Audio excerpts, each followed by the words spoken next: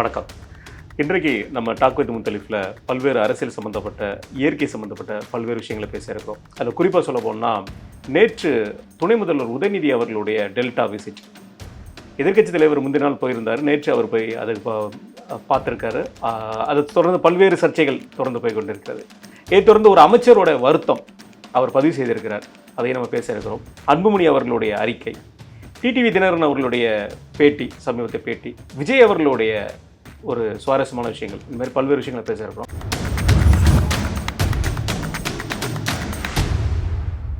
அண்ணா வணக்கம். வணக்கம். அண்ணே, நம்ம முதல்வர் டெல்டாக்காரராண்ணே. டெல்டாக்காரன்? ஆமாம், டெல்டாக்காரன். ஆக்சுவலாக ஒரு விழாக்கு போனால், கிறிஸ்தவ மத விழாக்கு போனால் நான் கிறிஸ்தவக்காரன் ஆயிடுறாரு, இல்லை ஒரு இஸ்லாம் விழாக்கு போனால் நான் இஸ்லாம்காரன் ஆயிடுறாரு, இந்த மாதிரி சொல்லிட்டே போகிறார். நேற்று உதயநிதி அவர்கள் டெல்டா விசிட் பண்ணியிருந்தார். இந்த மழை வெள்ளத்தில் நெல் கொள்முதல் நிலையங்களை பற்றி விஷயங்களை பேசும்போது அவர் ஒரு வார்த்தை சொல்லியிருக்காரு, நம்முடைய முதல்வர் டெல்டாக்காரரு, டெல்டா கைவிட மாட்டார் அப்படிங்கிற வார்த்தையை சொல்லியிருக்காரு. ஆனால் பார்த்தா நம்ம இப்போ தெளிவாக பார்க்குறோம், பல்வேறு விஷயங்களில் நம்ம பார்த்துட்ருக்கோம், மீடியாவில் பார்க்குறோம், மக்கள் விவசாயிகளே பல்வேறு குற்றச்சாட்டுல சொல்லிட்டு இருக்காரு. நேற்று போய் ஒரு விவசாயி கூட குற்றச்சாட்டு சொல்லலை, எதிர்க்கட்சி தலைவர் தான் அவர் குற்றச்சாட்டு சொல்லிட்டு இருக்காருன்னு சொல்லியிருக்காரு. நேற்று அவரோட விசிட் எப்படி பார்க்குறீங்க? ரொம்ப சிம்பிளுங்க. நீங்கள் அங்கெல்லாம் போகணும். சென்னையில் என்ன சொல்கிறாங்க, எத்தகைய மழை வெள்ளம் வந்தாலும் சமாளிக்கக்கூடிய திறன் இருக்கிறது. கண்டிப்பாக இருக்குது. உங்களுக்கு இருக்குது. மக்கள் ரோட்டில் நாங்கள் வண்டி ஓட்டு போகிறோம்ல, எங்களுக்கு இருக்கானா? இல்லை. ஓட்டேரியில் தண்ணி தேங்கி இருக்கிறவன்ட்ட போய் இந்த வார்த்தை சொன்னால் சொல்லுவான், என் வீட்டில் தண்ணி தேங்கிடுது வந்து பார்க்க சொல்லுவான். அப்போ மழை வெள்ளம் ரோடு பள்ளம், இன்றைக்கெலாம் நான் இது வரைக்கும் போயிட்டு வந்தேன், அந்த பள்ளிக்கரணம் அந்த சைடு வரைக்கும். காலையில் இந்த மழை இதெல்லாம் பார்த்தா அவ்வளோ ரோடு மோசம். இது நீங்கள் அதெல்லாம் ஒரு 2 மாதம் முன்னாடியிலேருந்தே சரி பண்ணியிருக்கணும். அதாவது முன்ன எப்படி நடக்கும்னா, வெள்ளம் வரும், நீர் தேங்கும், அந்த மாதிரி விஷயம் இருக்கும். சாலைகள் பிரச்சனை இருக்காது. இப்போ என்னென்னா, சாலைகள் முழுவதுமே அங்கங்கே பள்ளம், எதையுமே சீர் செய்யலை, எதுவுமே பண்ணல. அப்போ என்ன தான் நிர்வாகம் என்ன பண்ணுறாங்கன்னு தெரில. ஆனால் என்ன சொல்கிறாங்க, இத்தகைய சிறப்பானது ஒரு ஆட்சி, திராவிட மாடல் ஆட்சி இந்த மாதிரி வேறு எங்கேயும் பார்க்க முடியாது. அந்த அம்மா நேற்று மேயர் கடான்னு ஒப்பிக்கிறாங்க. ரூமில் உட்காந்து அந்த விஜய் மாதிரி மனப்பாடம் பண்ணியிருப்பாங்கன்னு நினைக்கிறேன். இங்கே எவனா நல்ல இருப்பா நான் மறந்துடுவேன் அப்படின்ட்டு 1250 மோட்டார் செட்டுகள் இது பண்ணுறோம், அதை பண்ணுறோம், இதெல்லாம் பண்ணுறோம் அப்படின்னு. அப்போ என்ன பத்திரிகையாளனுக்கும் நம்ம ஆளுங்க எப்படி காலைல வருவான், போ அங்கே போ, கேளு போட்டு மைக் போடுவான். என்ன செய்ய போகிறீங்க மழைக்கு? ஏராளமான பல்வேறு விஷயங்களில், பல்வேறு விதமான திட்டங்களில், பல்வேறு வகைகள், பல்வேறு விதமாக நாங்கள் முயற்சி எடுத்திருக்கிறோம். இத்தனை ஆயிரம் பம்புகள், இது வருஷம் பூரா பம்பு செட்டு வச்சா தண்ணி அரைச்சிக்கிட்டு இருப்பீங்க. இந்த நித்யானந்தா இது ஒன்று பார்த்தேன், யார் நம்ம கைலாச அதிபர், அவர் பேசியிருக்காரு. அந்த காலத்தில் ஒரு எடப்பாடி பழனிசாமி முதல்வர் வேட்டியை மடித்து கட்டி வெள்ள பாதையில் பாது விட்டார். இப்போ நம்ம முதல்வர் வெள்ளம் பகுதியிலே வேட்டி மடிச்சு கட்டிட்டு பார்வையிடுறார். எல்லா ஆட்சியிலையும் முதல்வர்கள் பார்வையிடுறாருங்க, வேட்டியை மடிச்சு கட்டி தண்ணியில் இறங்கி பார்வையிடுறாங்க. அப்படின்னா எல்லா ஆட்சி காலத்துலேயும் இந்த பிரச்சனை அப்படியே இருக்கு. இதை தீர்க்கலை, இந்த சீன் மட்டும் மாறுது. நம்ம துணை முதல்ல டிஷர்ட் போட்டு அப்போ என்னன்னா, இந்த பிரச்சனையை தீர்க்கிறதுக்கான ஏற்பாடு இல்லை. சேம் இதே தான் அங்கே டெல்டாவில். என்ன சொல்கிறாங்க, அமைச்சர் சொல்கிறாரு, என்ன இவ்வளோதானே முளைச்சது, 1 இன்ச்சு, போன கவர்மெண்ட்டில் பார்த்தா 3 இன்ச்சு. இதே வேலை பண்ணிகிட்டு இருந்தா நான் என்ன சொல்கிறேன், நெல் அது இந்த மழை தண்ணியில் நனையாமல் பாதுகாப்பாக கொள்முதல் மையங்கள் மூலியமாக அது போகணும். ஆனால் நீங்கள் அந்த வேலையை பண்ணலை. கொள்முதல் மையங்களை இன்னைக்கு நீங்கள் சொல்கிறார் 1851 கொள்முதல் மையங்களை அமைக்கப்பட்டு 4156 மையங்கள் போன வருஷம் அமைக்கப்பட்டதுன்னு அன்புமணி ராமதாஸ் சொல்கிறார். அப்போது நீங்கள் இந்த மையங்கள் செப்டம்பர்லேருந்து நாங்கள் வேலையை ஆரம்பிச்சிருவோன்னு இவர் சொல்கிறாரு. ஆனால் செப்டம்பரில் இவங்க பண்ணலைன்னு சொல்லிட்டு தான் சசிகலாவிலேருந்து எல்லாருமே சொல்லி நீங்கள் ரொம்ப லேட்டாக தான் ஆரம்பிக்கிறீங்க அப்படின்னு வருது. கூடுதல் மகசூல் 2 மடங்கு மகசூல் வந்தப்போ அதற்கேற்றார் போல் கொள்முதல் மையங்களை வச்சு நீங்கள் பண்ணியிருக்கணுன்றது, அதையும் பண்ணலை. அப்போ இந்த மாதிரிலாம் பண்ணாமல் ஒவ்வொரு நாளும் அந்த போராட்டம், ரோட்டில் மழையில் அந்த நெல் மூட்டைகள் சிக்கி இதாக வருது, மழையில் நனைஞ்சு கடைசியில் லாரியில் நிற்கிற லாரியை நீங்கள் கொண்டு போகல, லாரியில் இருக்கிற மூட்டைகள்லேயே அந்த நெல் வளர்ந்துச்சு. அதுக்கு கேட்டால் அமைச்சர் சொல்கிற பதில் இப்படி இருந்தால் நாங்கள் டெல்டாக்காரன் அந்த மயூர் கைவிட மாட்டார்னா என்ன அர்த்தம்? இன்னொரு விஷயம் என்னது, அவர் அன்னைக்கு சட்டசபையில் பேச நம்ம ஏற்கனவே குறிப்பிட்டோம். எது செறிவூட்டப்பட்ட அரிசி சம்பந்தமாக மத்திய அரசு எந்த அனுமதியும் கொடுக்கல, நீங்கள் தான் எதிர்கட்சிக்காரர், உங்கள் கூட்டணியில் தானே இருக்கீங்க, வாங்கி கொடுங்கன்னு அமைச்சர் பேசினார். நான் இதை அன்னைக்கே பதிவு பண்ணேன்னா, அன்னைக்கே இவர் பதிவு பண்ணிட்டார், அன்புமணி ராமதாஸ் அன்னைக்கே பதிவு பண்ணிட்டார். ஒரு 3 நாளைக்கு முன்னாடி இவர் எடப்பாடி பழனிசாமி பண்ணார். இப்போ என்ன சொல்கிறாங்க, நேற்று கூட எடப்பாடி பழனிசாமி கேட்குறாரு, ஒரு கவர்மெண்ட்டு ஒரு விஷயத்தில் இந்த மாதிரி செறிவூட்டப்பட்ட நெல்லை இது பண்ணுறத பர்மிஷன் மத்திய அரசு கொடுத்ததுன்னு கூட தெரியாத அளவுக்கு இப்படி இருந்தா அமைச்சர் இருக்கிறாரு. அது சட்டசபையில் பதிவு பண்ணுறாரு. இவர்கள் என்ன நிலைமையில் இருக்காங்க? இல்லை, நேற்று அவர் சொல்லும்போது நீங்கள் கவனிச்சிருப்பீங்கன்னா, அவர் என்ன சொன்னார்னா, துணை முதல்வர் வந்து இது கைட்லைன் தான் கொடுத்துருக்காங்க, கைட்லைனை வச்சு நாங்கள் கான்ட்ராக்ட் விட்டுருந்தோம், கான்ட்ராக்ட்லேருந்து நாங்கள் திருப்பி அந்த கான்ட்ராக்ட்காரங்க ஒரு 5 கான்ட்ராக்ட்காரங்களை அனுப்பியிருக்கோம், மத்திய அரசாங்கத்திலேருந்து இந்த அப்ரூவல் வரல அப்படிங்கிற வார்த்தையை சொல்லியிருக்காரு. கைட்லைன்கிற கொடுத்த உடனே நீங்கள் கான்ட்ராக்ட்காரங்களை அனுப்பியிருந்தால் வேலை முடிஞ்சிருக்கும், இவங்க தாமதமாக அனுப்பினதுக்கு மத்திய அரசாங்கம் பார்த்து அதெல்லாம் சட்டசபையில் அதெல்லாம் சொல்லியிருக்கணும். அதை சொல்ல மறந்துட்டாரு. கைட்லைன் கொடுத்துருக்காங்க, நாங்கள் டெண்டர் போட்டிருக்கோம், இப்போ நாங்கள் அது பண்ணி அதுக்கு ஒப்புதல் வாங்கி கொடுங்கன்னு அப்படி சொல்லியே. ஆமாம், செறிவூட்டப்பட்ட அரிசி இது. இன்னொன்று ஈரப்பதம் 25%, இப்போ 18% வரைக்குமே கேட்குறாங்க. அப்படின்னா அதற்கான அனுமதி கேட்டது வந்து எல்லாருமே சொன்னது 2 மாதம் முன்னாடி இந்த கொடுங்க. ஆமாம், நீங்கள் உட்காந்துட்டு போன வாரம் கொடுத்தா அவங்க என்ன பண்ணுவாங்க? இந்த இப்போ ஒரு குழு அமைச்சிருக்காங்க, இதெல்லாம் முன்கூட்டியே கொடுத்து பர்மிஷன் வாங்கி பண்ணுற வேலை. அப்போ நீங்கள் டெல்டாக்காரன் கைவிட மாட்டார் அப்படின்னா என்ன அர்த்தம்? போன வருஷம் அந்த 1,10,000 ஏக்கர் நீரில் மூழ்கிச்சு, 71 கோடி ரூபா. அந்த பணமே இன்னும் வந்து சேரலன்னு அன்புமணி ராமதாஸ் சொல்கிறாரு. அப்புறம் என்ன டெல்டாக்காரன்? அதாவது இல்லைண்ணா, கொள்முதல் விலையை கூட்டி கொடுக்கலையே டெல்டாக்காரன் 4,000 ரூபா கொடுக்கணும். நீங்கள் 4,000 ரூபா கொடுக்கணும். நீங்கள் 2,500 80 ரூபா நீங்கள் ஊக்கத்தொகையா 80 ரூபா. ஆமாம், குவிண்டால் போட்டு அதில் 40 ரூபா பிடிங்க போயிடும்லாங்க, போயிடும். அதை கூட ஒன்றும் சரி பண்ணல. இதுதான் என் நிலைமை. டெல்டாக்கா விவசாயிகளை காக்கின்ற நிலைமையாக இருக்குது. இதில் இன்னொரு விஷயம்னா, நம்மளுடைய நெல்லை வந்து பொறுத்த வரைக்கும் எப்பயுமே 3 மாதத்துலேருந்து 4 மாதம் தான் நம்ம விளைச்சல் பார்ப்போம். அப்படிங்கும்போது பயிரிடும் பொழுதே தெரிஞ்சிடும் இந்த வருஷம் ஏக்கர் கொஞ்சம் அதிகமாக பயிரிடுறாங்க அப்படிங்கிற ஒரு விஷயம் தெரிஞ்சிடும். அப்படி தெரிஞ்சாலே அதுக்கு போதுமான அளவுக்கு நெல் கொள்முதல் நிலையங்களை உருவாக்க வேண்டியது அரசாங்கத்தோட கடமை. அதையும் தாண்டி என்னன்னா, இந்த இடம் அதிகமான நெல் வந்துட்டுங்க, நாங்கள் என்னங்க பண்ணுவோம்னு சொல்லி நெல் வந்து சந்தோஷப்படுறதை விட்டுட்டு இதா குழந்தைங்க மாதிரி சொல்கிறாங்க. அதிகமான நெல் வந்தது ஒன்று, சாக்கு மூட்டைகள் அந்த அளவுக்கு இது பண்ணணும். இந்த விவசாய சங்கங்களோ இந்த இப்போ என்னது ஒரு கேட்டிருக்காரு பார்த்தீங்களா, கம்யூனிஸ்ட் கட்சிகள் என்ன பண்ணுறீங்க? ஏன்னா அவங்க இந்த விஷயத்தில் ரொம்ப வேகமாக இருப்பாங்க. இப்போ அவர்கள் வேறு விஷயத்தில் வேகமாக இருக்காங்க. இந்த அரசுக்கு எப்படி முட்டு கொடுக்கலாம் அது இதுன்னு இந்த மாதிரி குறைகளை கொண்டு வரதை கூட தலைமை கேட்கலன்னு தான் அர்த்தம். கேட்டு இருந்தால் இதுக்கான முயற்சி நீங்கள் தான் தோழமை கட்சி தானே, போய் பேசலாம்ல, கூட போய் முதல்வரே பார்த்து சொல்லலாம், இந்த மாதிரி மகசூல் அதிகமாகுது, இவர் அமைச்சர் இல்லாட்டி இவர் வேளாண் துறை அமைச்சரை பார்த்து பேசலாம், உணவுத்துறை அமைச்சரை பார்த்து பேசலாம். எதுவுமே கிடையாது. தமிழகத்தில் நெல் கொள்முதலில் பெருசாக இருக்கிற மண்டலம் எது? டெல்டா தானே. அங்கே இருந்து தானே ஒருத்தரை போடணும் விவசாயத்துறை அமைச்சரை. நீங்கள் கொண்டு போய் எங்கள் திருவண்ணாமலை இருக்கிறார் அவரை கொண்டு போய் போட்டால் எப்படி சரியாக இருக்கும்? சரி, அது நான் சொல்கிறது வந்து நீ சொல்கிறது தப்பு, அவர் மாநிலத்துக்கான அமைச்சர் அப்படின்னா அந்த மாநிலத்துக்கான வேலையை பார்த்துருக்கணும். கொஞ்சோண்டு முளைச்சதுக்கு போய் இவ்வளோ கோச்சிக்கிறீங்கன்னு சொன்னால் அவருக்கு எந்த ஒரு ஆணவம் இருக்கும்? அவர் இந்த பிரச்சனையை எப்படி பார்க்குறாருன்னு தான் நம்ம பார்க்குறோம். இதை வந்து அவர் ரொம்ப சீரியஸான இஷ்யூவாக அவர் பார்க்கல. ஒரு தரப்பு குற்றச்சாட்டு வந்து இப்படி சொல்கிறாங்க, அதிகமான நெல் விளைச்சல் வந்துடுச்சு, நாங்கள் செய்கிறதுக்கு கஷ்டமாக இருந்து இப்போ தான் கொண்டு வந்துட்டுருக்கோம், கொள்முதல் நிலையங்களை கொண்டு வந்துட்டுருக்கோம். இன்னொரு தரப்பு அப்படியே அதே இதில் பேட்டியில் இன்னொரு மாற்றி பேசுகிறது, கடந்த ஆட்சியிலலாம் கம்பேர் பண்ணிங்கன்னா இப்போ கொள்முதல் அதிகமாக தான் விளைஞ்சிருக்கு, அதுக்கும் நாங்கள் தான் காரணங்கிறாங்க. ஏன்னா விவசாயி கொள்முதல் பண்ணுறாப்புல, விவசாயம் பண்ணுறாப்புல, அதுலேயும் இவங்க கிரெடிட் எடுத்துக்கிறாங்க. நாங்கள் வந்து ஸ்கூலில் சேர்க்குறோம், கொள்முதல் பண்ணுறது நீங்கள் தான் காரணம், அதிகமான விளைச்சல். அந்த விளைச்சல் போய் சேர்றதுக்கு ஒன்றும் பண்ணலையே, அதுதானே பிரச்சனைங்க. அது ரிசல்ட் இல்லைங்கிறது தானே காரணம். பேசுகிறோம் என்ன, ஒரு விவசாயி அவன் நெல்லை பயிரிட்டு எல்லாம் இது பண்ணி அவன் கொண்டு போய் கொள்முதல் நிலையத்தில் இது பண்ணி அவன் என்ட்ரி போடுற வரைக்கும் அவன் பிரச்சனை இல்லை அது. ஆமாம், அதை வந்து நீங்கள் பெருமை பேசிட்டா உங்கள் பெருமை எங்கே காமிக்கணும்? வேளாண் துறை அமைச்சர்கள் அந்த அதிகாரிகள் எல்லாம் என்ன பண்ணணும், இந்த மாதிரி பெருகுது, அதுக்கு வேண்டிய அளவுக்கு சாக்கு மூட்டைகள் மற்ற இதெல்லாம் வாங்கணும், மழை காலம் வருதுன்னா மழையில் நனையாத அளவுக்கான அந்த இது சொன்னார்ல பிளாஸ்டிக் பைகள் அது இதெல்லாம், அந்த மாதிரி கொள்முதல் நிலையங்களை கூடுதலாக திறந்து முன்கூட்டியே ஆரம்பிச்சிட்டு இருந்துன்னா, இவர் சொல்கிறார் ஜனவரியில் நாங்கள் செப்டம்பர்லேயே ஆரம்பிச்சிட்டோன்றாரு. இத்தனை லட்சம் பண்ணிருக்கோம், அந்த கணக்கெல்லாம் என்னன்னு தெரியல. நவம்பர் 10க்குள்ள முடிச்சிருவோங்கிறாரு. முடிச்சிருவோன்றாரு. ஒரு நாளைக்கு 3000 மூட்டைகள் இதுன்னு. ஆனால் அங்கே போனால் களத்தில் போனால் 800 900 மூட்டைகள் தான் சொல்லிட்டு விவசாயிகள் இது பண்ணுறாங்க.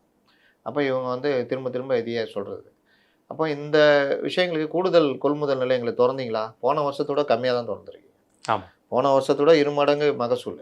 ஆனால் போன வருஷத்தோட கம்மியாக திறந்துருக்கீங்க. அப்புறம் எப்படி நீங்கள் கூடுதலாக நீங்கள் பண்ண முடியும்?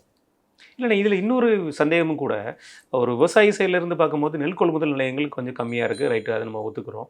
ஆனால் குடோனாவது நீங்கள் ஓப்பன் பண்ணி கொடுக்கலாம், இல்லை ப்ரைவேட் குடோன் இவங்க வாடகைக்கு எடுத்து கூட நம்ம அது கொடுக்குறது வந்து அரசாங்கத்தோட கடமை தானே. 3 வேளாண் சட்டங்களில் முக்கியமானது இது ஒன்று, சேமிப்பு குடோன்கள். ஆனால் நீங்கள் அவ்வளோ எதிர்த்தாங்க, இது பண்ணாங்க. அதை பற்றி உள்ளுடைய விஷயங்கள் என்னன்னு கூட பார்க்கல.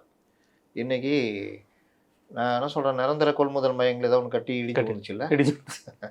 அப்போ இந்த மாதிரி விஷயங்களுக்கான ஒரு இது கூட இல்லையா? அந்த அளவு கூட இன்ஃப்ராஸ்ட்ரக்சர் இல்லாமல் இருக்குது கவர்மெண்ட்டுன்றது தான் பெரிய பிரச்சனை.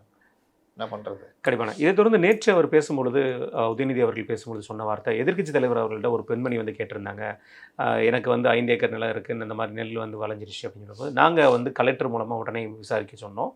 அந்த அம்மா இப்போ தான் வந்து 5 ஏக்கர் நிலத்தை வந்து குத்தகைக்கு எடுத்து பண்ணிகிட்டு இருக்காங்க, அவங்க இப்போ வரைக்கும் நெல் அறுவடை பண்ணல, அப்போ எப்படி பண்ண முடியும் அப்படிங்கிற ஒரு கேள்வி நேற்று கேட்டிருந்தாங்க.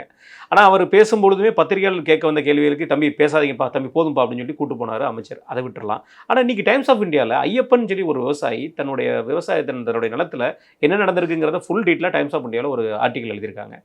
இப்போ துணை முதல்வர் அவர்கள் சொல்கிறதுக்கும் இதுக்கும் வித்தியாசம் தெரியுது நமக்கு பார்க்குறது. அவர் என்னங்க, அவர் முதல்ல இவங்க எல்லாம் டெல்டாக்காரன்னு சொல்லிட்டு இருந்தாலும் விவசாயத்துக்கும் இவங்களுக்கும் ஏதாவது சம்மந்தம் இருக்குமா? ஒரு விவசாயம் எப்படி நடக்கும்? சம்பா இது எப்படி? குறுவை சாகுபடினா என்ன? சம்பானா என்ன? ஏதாவது தெரியணும்னா நீங்கள் அந்த இதில் இருக்கணும், இல்லை அதை பற்றி தெரிஞ்சுக்கணும். இவங்க அதுவே கிடையாது. இன்ஃப்ராஸ்ட்ரக்சரு, அந்த கட்டமைப்பு சம்மந்தமான நாலேஜ் இருக்கானா இல்லையே. இப்போ சென்னை மாநகராட்சி இவர்கள் சென்னையை அப்படி கொண்டு போகலாமே, சென்னையே எடுத்துக்கிட்டா. ஆனால் நீங்கள் எதுவுமே இல்லையே. ஒரு 13 நாள் தொழிலாளிங்க போராடுறாங்க. என்னதான் அவங்க பிரச்சனைன்னு காது கொடுத்து கூட கேட்குறது தயாராக இல்லையே. நீ என்னப்பா பார்த்துட்டியா? அதெல்லாம் நான் பார்த்து முடிச்சுக்கிறேங்க. இந்த தாதா சினிமாவில் சொல்லுவாங்களே, ஏய் என்னடா அது நான் பார்த்துக்கிறேன் தலைவரை அப்படின்னு. அந்த மாதிரி தானே போகுது இப்போ பிரச்சனை. நீங்கள் அந்த சிட்டியில் நீங்கள் தானே துணை முதல்வர் தானே இது. ஆமாம். அப்போ நீங்கள் நேராக போய் உட்காந்து பேசியிருந்தால் முடிஞ்சிருக்கோம்ல. அதிகாரிகளை விட்டு பார்க்குறது, அதிகாரிகள் சொல்கிறது கேட்குறது, கதவை மூடிட்டு உட்காந்துக்கிறது. வெளியில் என்ன சத்தம்னா அவங்க என்ன செய்வான், அவனுக்கு பிரச்சனை இருந்தால் கூட மாற்றிட்டு ஆல் இஸ் வெல்லுன்னுவான். அப்படியா, எல்லாம் பிரச்சனை இல்லை, ஒன்றும் பிரச்சனை இல்லை, ரைட்டு விடு. இப்படி இருந்தால் என்ன ஆகும்? பத்திரிகைகள் யாராவது எழுதுறாங்கன்னா இப்போ அதையும் எல்லாரும் குளறுபடின்னு நெளிச்சு அங்கே எழுதுறவங்கன்ற இதுவே கிடையாது இப்போ. ஆமாம். அப்படி யாராவது தலை எடுத்தால் அவன் தலையை தட்டிடுறது. சேனலில் அவனாவது கொஞ்சம் அறிவுபூர்வமாக கேள்வி கேட்டால் அடுத்து அவன் அந்த பீட்லேயே இருக்க மாட்டான். இப்படி எல்லா வகையிலையும் குறைகளை தீர்க்கலை, குறைகளை சொன்னவர்களை தீர்த்து விடுகிறார்கள். அப்புறம் எப்படி குறை வெளியே வரும்? இது அதையும் மீறிலாம் வந்தால் அதிகாரி ஒரு பட்டியல் கொடுப்பான், அங்கே போய் நின்றுக்கிட்டு அந்த பட்டியலை படிச்சுட்டு போயிடுறது. குறை சரியாயிடுமா? குறைப்பட்டவர்களுடைய மனதில் அந்த காயம் சரியாகுமா? அது எல்லாம் எப்போ நடக்கும்? தேர்தலை வச்சு வெளுத்துருவாங்க. கண்டிப்பாக இதான் நடக்கும். சென்னை உங்களுடைய கோட்டை. இன்றைக்கி சென்னையோட இன்ஃப்ராஸ்ட்ரக்சர் பற்றி பேசி ஓட்டு கேட்டால் நீங்கள் கதை கண்டது. ரோடு ஃபுல்லாக ஓட்டனே. ஆமாம், சென்னை கோட்டை இல்லை, ரோடு ஃபுல்லாக ஓட்டை. சென்னை கோட்டை, ரோட்டில் ஓட்டை. அது நாளைக்கு போடுவாங்க ஓட்டை, கண்டிப்பாக மாற்றி போடுவாங்க ஓட்டை. என்ன விஷயம்னா இன்னைக்கு ஜனங்களுக்கு கடுமையான கோபம் சென்னையில் இருக்குது. வாகன ஓட்டிகள் தானுங்க எல்லாருமே ஏதோ ஒரு வகையில் வெளியில் போயிட்டு வரோம். இந்த மாதிரி ஒரு மோசமான இதை வச்சுருக்கவங்கள நம்பியா நீங்கள் பண்ண போகிறீங்க அப்படின்ற ஒரு இது வந்துச்சுன்னா பெரிய அளவில் கோபம் வரும். இந்த மாதிரி கலைஞர் ஜெயலலிதான்ற ஒரு கரிஷ்மாலாம் கிடையாது இப்போ. கண்டிப்பாக. நான் ஏன் உனக்கு போடணும்னு கேட்குறேன். நீங்கள் நல்லா பாருங்கள், போன தடவை மாநகராட்சி, சென்னை மாநகராட்சியில் இவங்க பாஜக உள்ள வந்துடும், பாஜக உள்ள வந்துச்சு. ஆமாம். சென்னை மாநகராட்சி இதை எடுத்து பாருங்க, கவுன்சிலர் வந்துட்டாங்க, கவுன்சிலர் தனியாக வந்துட்டாங்க. இல்லாமல் நீங்கள் பல இடங்களில் செகண்ட் பிளேஸ் வந்தாங்க. ஏன்னா லோக்கலில் இதாகுது, உங்களுக்கு எதுக்கு நான் போடணும் அப்படின்னு. வேலை செஞ்சுலாம் அவங்க வரல, இவங்க போட தேவையில்லை அப்படின்ற மாதிரி ஒரு மாற்று வருது. அப்போ வேலை செய்கிறது, இறங்கி செய்கிற மாதிரிலாம் ஒரு இயக்கம்லாம் வந்துச்சுன்னா நீங்கள் ஜனங்க அப்படியே மாறிவிடுவாங்க. அது இவர்களுக்கு தெரியல. அந்த இயக்கமாக வந்தது தான் திமுக ஒரு காலத்தில். அதுக்கப்புறம் சொகுசு கார். இப்போ சொல்கிறாங்க சாதாரண கிறிஸ்டா காரில், இது சாதாரண கிறிஸ்டா காரு, சாதாரண கார். ஆமாம், வந்தவர்கள் இன்னைக்கு அந்த காரே ஒரு மாதிரி வித்தியாசமாக இருக்குது. அது பேர் கூட எனக்கு சரியாக ஞாபகம் இல்லை. அந்த மாதிரி காரில் லேண்ட் க்ரூசர் லேட்டஸ்ட் ஒன்று வருதுல்ல, இந்த ஃப்ரண்ட்டே அப்படி இருக்கும். ஆமாண்ணே. அந்த மாதிரி காரில் வராங்களாம் இப்போ எல்லாரும். பெரும்பாலான கவுன்சிலரோட மகன்கள் வந்து தாரில் தான் போகிறாங்க. தாரே இங்கே சரியில்லை, ரோட்டில் தார் ஊற்ற மாட்டேங்க, அந்த கதை அதான் தாராங்க ஓடுது. தாரா ஓடு, இந்த தார் தான் அங்கே தாரா ஓடுது. அந்த மாதிரி சூழ்நிலை. தார் வந்து இவருடைய அது பார்த்தாலே பக்குன்னு இருக்கும். ரவுடி வகை மாதிரி ஆயிடுச்சு. ஒரு காலத்தில் அந்த இந்த வண்டி வந்து தெரியுமா, இது ஸ்கார்பியோ வரும், அதுக்கு முன்னாடி சுமோ, இதெல்லாம் ரவுடிகள் வாங்கின மாதிரி, அந்த மாதிரி இப்போ தார் ஆயிடுச்சு. கண்டிப்பான. இது தொடர்ந்து இன்னொரு சின்ன ஒரு விஷயம் என்னன்னா, இப்போ சென்னையில் ஒரு மழை பெஞ்சிருக்கு, சென்னையில் ஒரு விஷயம்னா நம்ம மீடியா பெரிய லெவலில் நம்ம அதை வந்து ஃபோக்கஸ் பண்ணுறோம், வெளியே விடுறோம். ஆனால் டெல்டாவில் இப்படி ஒரு விஷயம் நடந்திருக்கிறது டிவியில் வராது, மீடியாவில் வராது, இவங்களுக்கு ஒரு பெரிய ஒரு ஸ்ட்ராங்கான ஒரு பாயிண்டாக போயிருதா ஆளுங்கட்சிக்கு? டிவியில் ஏன்னா எதுவுமே நடக்கலைங்கிற மாதிரி கொண்டு வர. இப்போ நெல் கொள்முதல் நிலையத்தை மட்டும் தான் அவர் விசிட் பண்ணுறாரு. பாதிக்கப்பட்ட வெள்ளத்தால் பாதிக்கப்பட்ட இடங்களை போய் அவர் விசிட் பண்ணி அங்கே இருக்கிற விவசாயிகிட்ட போய் நீங்கள் கேட்டிங்கன்னா தான் தெரியும். இங்கே இருக்கிற எல்லாம் கான்டென்ட்காரங்க இருக்க போகிறாங்க, இது தெரிய வாய்ப்பு இருக்காது. இது மீடியாவில் வராமல் இருக்கிறது மீடியாவும் செய்கிற ஒரு தவறானது. எப்படி பார்க்குறீங்க? மெயின் ஸ்ட்ரீம் மீடியாக்கள் வந்து நீங்கள் எப்போ சொன்னல வேலை போயிட்டாங்க பெரிய அளவில் இது இல்லைன்னு, அங்கே இருக்கிற ரிப்போர்ட்டர்ஸ் எடுப்பாங்க. ஏன்னா அவன் அங்கேயே ஊறி வளர்ந்தவன் தானே, அவனுக்கு தெரியும், எடுப்பான், அனுப்புவான். இங்கே யாரும் வேணாப்பா போட்டா யார் பார்க்க போகிறோம் கூப்பிட்டு கேட்பாங்க. அதுக்கு 2 யார் பார்க்க போகிறா கூப்பிட்டு கேட்பாங்க. அதனால் எதுக்கு வம்பு அப்படின்ட்டு போயிடுறது. இப்போ இவர் போனதுனால தான் கவனம் வருது. அது ஆமாம், அவர் கேட்குறாருல, நீங்கள் எனக்காக வேணாங்க, எனக்காக போட வேணாம். அந்த அம்மா அழுதுச்சு இல்லை, விவசாயிகளுடைய நிலைமையை கூட வந்து பார்த்தீங்கல்ல, நெல் எடுத்து காமிக்கிறார், இப்படி இருக்குது, இதுக்காகவாவது போடுங்கன்றாங்க. அதுக்காக உன் பேட்டியை வேணால் போடுவோம், அதையும் முழுசாக போட மாட்டோம். மேலும் விவரங்களுக்கு பின்னர் வரும் செய்திகளில் பார்க்கலாம். அடுத்து கள்ளக்காதலில் தன் வீட்டின் அருகில் இருந்த இளைஞரை குத்தி கொன்ற இது என்ன நடந்தது அப்படின்னு போயிடுவாங்க. நம்மளால அதை வச்சு தான் பார்த்துட்டு இருப்பான். இங்கே அரிசிக்கு பஞ்சம் வந்திருக்க பற்றி கவலைப்பட மாட்டான். அப்போ அந்த மாதிரி தான் இந்த செய்திகள். இது இந்த சமூக ஊடகங்கள் யூடியூப் இருக்கிறதுனால முழு பேட்டி இந்த மாதிரி விஷயங்கள் போகுது. இந்த டைமில் இதை பற்றி ஒரு பெரிய அளவில் கொண்டு வரணும். இன்னொன்று பாருங்கள், அரசியல் கட்சி தலைவர்கள், கம்யூனிஸ்ட் கட்சி இது பயங்கரமாக இறங்கும். ஒரே ஒரு அறிக்கை மட்டும் விட்டுட்டு அப்படியே என் வேலை முடிஞ்சிச்சின்னு போயிட்டாங்க. அதுக்கப்புறம் நான் பார்க்குறேன், ஒரு நாள் கூட எந்த அறிக்கையும் பெருசாக பேர் சண்முகமோ யாரும் பெருசாக விட்டாங்க. அவர் அந்த ஊர் சம்மந்தப்பட்டவர். ஆமாம், இவர் நம்ம பேருனா இந்திய கம்யூனிஸ்ட் கட்சி வீரபாண்டியன், அவர் நகரத்தை சேர்ந்தவர். அதனால் அவருக்கு இப்போ என்ன ஆச்சு, 2 கட்சியுமே அப்புறம் போர்வாள் அவர் விபத்திலே வால் உள்ள மாட்டினுக்குது. இன்ன வரைக்கும் வால் வெளியே வரும். இன்னொருத்தர் சொந்த கதை, சோக கதை, என் மீது சதி நடக்கிறது, ஆரிய சதி, ஆர்எஸ்எஸ் சதி எல்லாமே சதி. ஏங்க நெல் இந்த மாதிரி ஆகுது, சதி, அதுவும் அதோ கதி, ஆர்எஸ்எஸ் சதி. நெல் கொள்முதல் மாதிரி பிரச்சனைங்க, நெல் மூட்டை வளர்ந்து பண்ணிச்சு, மத்திய அரசு தான் காரணம். ஆகுது, அவ்வளோதான். மலைக்கு அவங்க தானே காரணம். மலைக்கு அவங்க தான் காரணம். இது பற்றி கூட தெரியாமல் ஆட்சி நடத்தி கொண்டிருக்கிறார்கள் அப்படின்னு. அப்புறம் வேற யார் இருக்கா, இதோ பெரிய கட்சி, நாங்கள் தான் முதல்வர் கட்சின்னு பனையூரில் உட்காந்துக்கிறாரு. அவர் பிரச்சனையே இப்போ பெரிய பிரச்சனை. வெளியே வரலாமா வேண்டாமா? இந்த மழை பெஞ்சா சில சமயம் யோசிப்போம், நீங்கள் வெளியே போகலாமா, மழையாக இருக்குது, சரி நாளைக்கு போகலாமா அப்படி. அந்த மாதிரி இருக்கிறாப்புல. எது நிவாரணம் மக்களை போய் பார்க்குறது. இவங்க எப்படி போய் டெல்டா அதில் போய் பார்ப்பாங்க? அது எவ்வளோ பெரிய சப்ஜெக்ட்னா அது. அங்கே எங்களுக்கு அவ்வளோ பழக்கம் இல்லைண்ணா. நம்மளுக்கு சோறு தான் சாப்பிட தெரியும். ஒரு சிப்பம் 1700 அவங்களுக்கு தான் பயங்கரமாக இருக்கும். 5000 ரூபா கொடுத்தா ஒரு சிப்பம் வாங்கணுமா, அது கூட தெரியாதுங்க, அவங்க பார்த்துக்குவாங்க. கண்டிப்பாக. அப்போ இவருக்கு அதெல்லாம் எதுவுமே தெரியாது. புஷிக்கு ஒன்றும் தெரியாது. இதுதான் பிரச்சனை. மற்றவர்கள் எல்லாம் நகர வாழ்க்கை, இந்த மாதிரி பிரச்சனை. அதனால் யாரும் வந்து அந்த விவசாயிகளுடைய குரலை, அரசாங்கம் அந்த மாதிரி பண்ணுற விஷயத்தை பற்றி பெருசாக பேச மாட்டேங்கிறாங்க. இதில் டெல்டாவை மட்டும் விசிட் பண்ணியிருக்காரு டெல்டாக்காரரோட மகன் அவர், துணை முதல்வர் அவர்கள். ஆனால் தேனியும் பெரிதளவில் பாதிக்கப்பட்டிருக்கு, திருநெல்வேலி போன்ற இடங்களும் பெரிதளவில் பாதிக்கப்பட்டிருக்கு. இப்போ அங்கே இருக்கிற நெல்லையாவது நாங்கள் காப்பாற்றிக்கிறோம்னு சொல்லிட்டு அவங்க பாதியிலே அறுவடை செய்கிற காலத்தையும் நம்ம இங்கே பார்த்துட்டு இருக்கிறோம். இதெல்லாம் வந்து ரொம்ப ஒரு மோசமான நிலைமை. இது எப்படி பார்க்குறீங்க? இது மற்ற இடங்களை போய் விசிட் பண்ணவும் செய்யலை துணை முதல்வர். உங்களுக்கு எங்கே, அதாவது இவங்களுக்கு என்னென்னா எங்கே பிரச்சனை ஆகுது, மீடியா கவனம் போகுது, எதிர்கட்சி எங்கே போகிறாரோ அங்கே போயிட்டு நம்ம நின்றுக்கிட்டு அந்த அறிக்கையை வாங்கி படிச்சுட்டு போயிடணும், அவ்வளோதான். வேற எதுவும் ஒருவேளை எடப்பாடியார் போலன்னா அங்கேயும் இவர் போயிருக்க மாட்டார். வந்திருக்காரு சட்டசபையில் பேசணுனால ஒரு இது, அன்புமணி ஒரு பக்கம் பேசிகிட்டு இருக்காரு. ஆமாம், தனியாக சசிகலா அறிக்கை விட்டாங்க, அவங்களும் அதுக்கப்புறம் பெருசாக அறிக்கை வந்த மாதிரி தெரியல. அப்போது இந்த விவகாரங்கள் டிடிவி அவருக்கு பெரிய பிரச்சனையே, எடப்பாடி பழனிசாமி இந்த கூட்டணி அமைஞ்சிச்சுன்னா விலங்க ஜெயிச்சாலும் ஜெயிக்க மாட்டாங்க, ஜெயிச்சாலும் ஆட்சி அமைக்க முடியாது, ஆட்சி அமைச்சாலும் அவர் முதல்வர் ஆக முடியாது. இல்லை, எனக்கு ஒரு சின்ன சந்தேகம். நானும் கிட்டத்தட்ட 91 எலெக்ஷன் அரசியல் தேர்தலெலாம் பார்த்துட்டு இருக்கிறேன். அதில் நான் பார்க்குற ஒரு விஷயம் எனக்கு புரியவே மாட்டேங்குது. 35% மேலே வாக்கு சதவீதம் இருக்கிற அதிமுகவை வெறும் 3% வாக்கு இருக்குங்கிற ஒரு போர்வையில் இருக்கிற டிடிவி அவர்களுடைய அம்மா மக்கள் முன்னேற்ற கழகம் தோற்கடிச்சிருமான 1.3 1.3 3%லாம் கிடையாது. 3%னா நீங்கள் அப்புறம் திருமாவளவன் கோச்சுக்குவார். வா சரி. கம்யூனிஸ்டுகள் கடுமையான கோபம் வந்துடும். அது அதெல்லாம் காம்படிஷனுக்குள்ள வந்துடக்கூடாது. 2-3க்கு தடுமாறிட்டு இருக்கிறாங்க. 2-3க்கு தடுமாறிட்டு. நீங்கள் இவர் போய் 3% கொடுக்குறீங்க. 1.3 அது 18 எம்எல்ஏக்கள் இவர் கூட போன அந்த டீம் எல்லாம் இருந்தப்போ. இப்போ அவ்வளோதான். அதனால் இதை கேள்வி தான் நம்ம அடிக்கடி வைக்கிறோமே. எப்படி கேட்க முடியும்? இங்கே நம்ம கம்பெனிக்கு செக்யூரிட்டி வேலைக்கு ஆள் தேவை. சரிங்க, எவ்வளோ சம்பளம் தருவீங்களோ சம்பளம், யூனிஃபார்ம் எல்லாம் கொடுத்துருவோம் பாருங்க. ஓனர் யாருங்க? ஓனர் இவர் தான். அவரை நீங்கள் ஓனரை மாற்றினீங்கன்னா நான் வேலைக்கு வருவேன். இல்லை வரமாட்டேன்னா நீ ஏன் ராசா கஷ்டப்படுற, நீ போ அப்படி ரோட்லேயே திரின்னு தான் சொல்லுவாங்க. இப்போ அமித்ஷாலாம் அப்படி தான் கழட்டி விட்டார். அப்படியா, நாங்கள் பார்த்துக்குறோம், வராது வந்த மாமணி மாதிரி கெஞ்சி கூத்தாடி இந்த கூட்டணி அமைச்சிக்கிறோம், நீ உட்காந்து ரோட்டில் உட்காந்து சவுண்ட் விட்டுனுக்குறீ. அந்த சுப்பிரமணியபுரத்தில் கூட்டின வீட்டுக்கு எதிராக சவுண்ட் விட்டுனுப்பாரு, அந்த மாதிரி சவுண்ட் விட்டுனுக்குறாப்புல.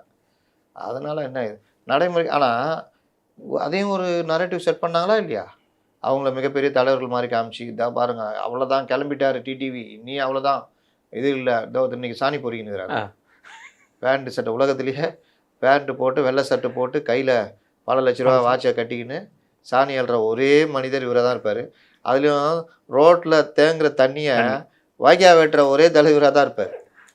அந்த தண்ணியை ஒரு கோணியை போய் போட்டு எடுத்து அப்படி புளிஞ்சா போயிடும், இல்லாட்டி தொடம்பு துவச்சி தள்ளினா போயிடும். வாய்க்கா வெட்டினுக்கிறாரு. என்ன குளத்துலேருந்து வாய்க்கா வெட்டி நிலத்துக்கு நீராக கொடுக்குற? இந்த காமெடியெலாம் பண்ணி அதை வீடியோ எடுத்து போட்டுக்கிட்டு இருக்காருன்னா என்ன ஆச்சுன்னு தெரில. நல்லா தானே இருந்தார். என்ன தெரியல, ஏதோ பாதிப்பு மனநலம் நல்லா இல்லை. அமித்ஷாக்கு ஏதாவது நான் சாணிலாம் அழுறேன் பாருங்க, வெறுங்கையில் தான் சாணி அழுனுங்கிறார் பார்த்தீங்களா? இல்லை, அவரோட சகாக்கள் ஃபுல்லாக அப்படி தான் இருக்கு.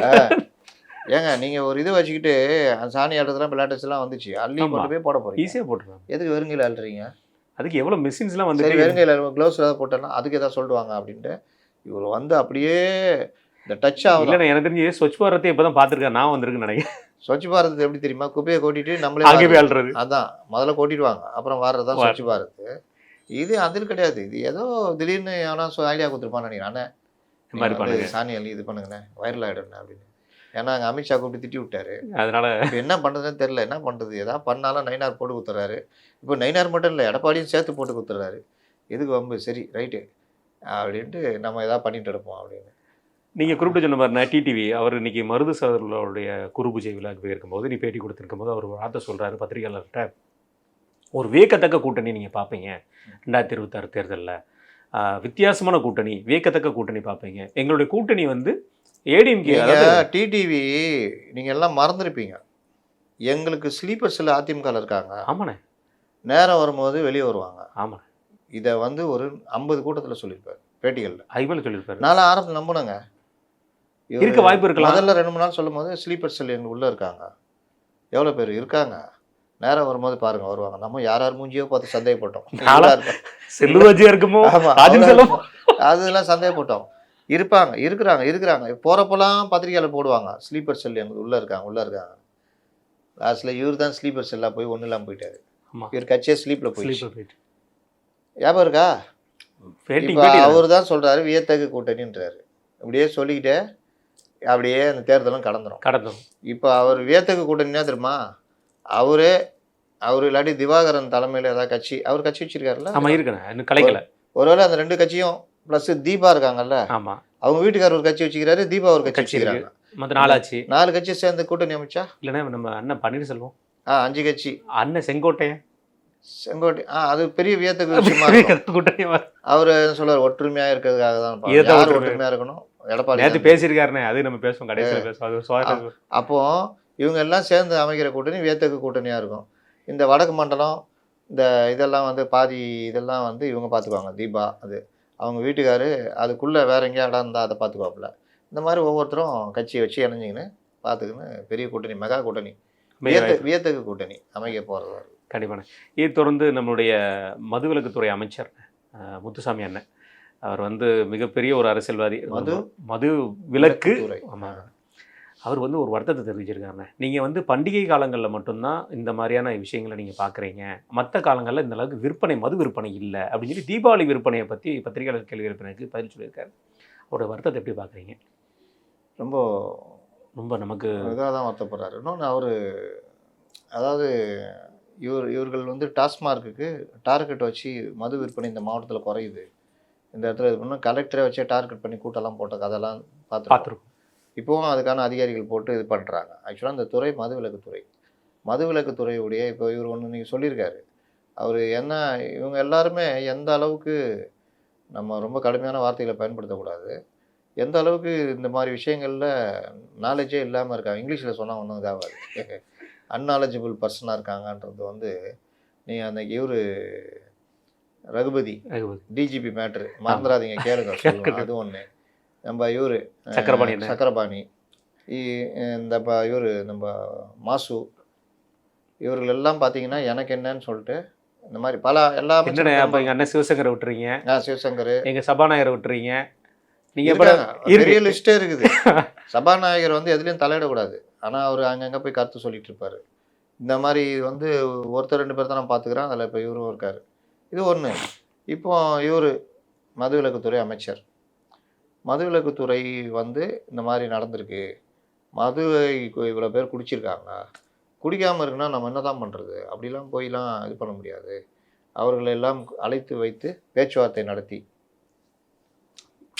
அப்போ என்ன பண்ண போகிறாங்கன்னா மது பிரியர்கள் சங்கம் மது பிரியர்கள் அமைப்பு ஏதாவது ஒன்று ஆரம்பித்து மண்டல வாரியாக எல்லா மது பிரியர்களும் கூப்பிட்டு உட்கார வச்சு எப்பா மது அருந்தாதீங்க அப்படின்னு பேச்சுவார்த்தை நடத்த போகிறான்னு தெரில.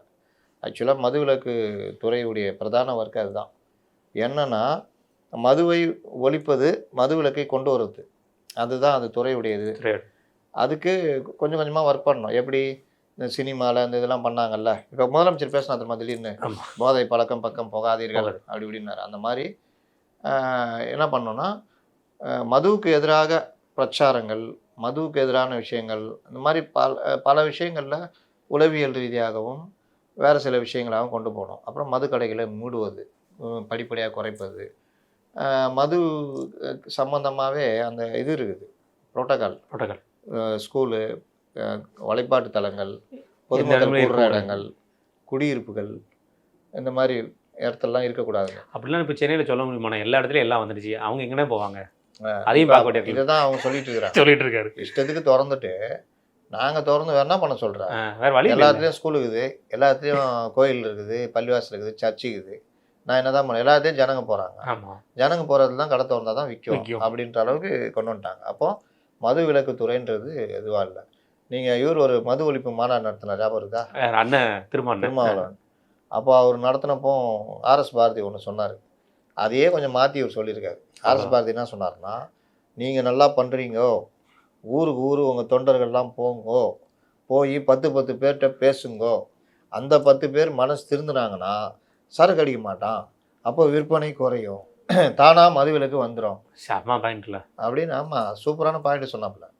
அந்த மாதிரி இப்போ இவர் சொல்கிறாரு. அப்போ அரசாங்கத்தில் துறை இல்லை என்ன, இப்படி ஒரு துறையும் அரசாங்கம். மது விலக்கு துறை எங்கே இருக்குது? மது விற்பனை துறை இருக்குது. அப்போ வேற என்ன, அவர்கள் டார்கெட்டு, அதற்கான அதிகாரிகள் போடுறது, அப்புறம் இவர்களே இஷ்டத்துக்கு கடை திறக்கிறது, பொதுமக்கள் என்ன எதிர்ப்பு தெரிவித்தாலும் அங்கே கடை திறக்கிறது, 500 கடைகள் திறக்க மாட்டேன்னு சொன்னதை கேட்காம பண்ணது, நெடுஞ்சாலைகளில் கடைகள் இருக்கக்கூடாதுன்னு அதை வந்து நெடுஞ்சாலைகள்ன்றதை மாற்றிடுறது, இந்த மாதிரி பல வகைகளில் மது கொண்டு போகிற வேலை தான் பண்ணுறாங்க.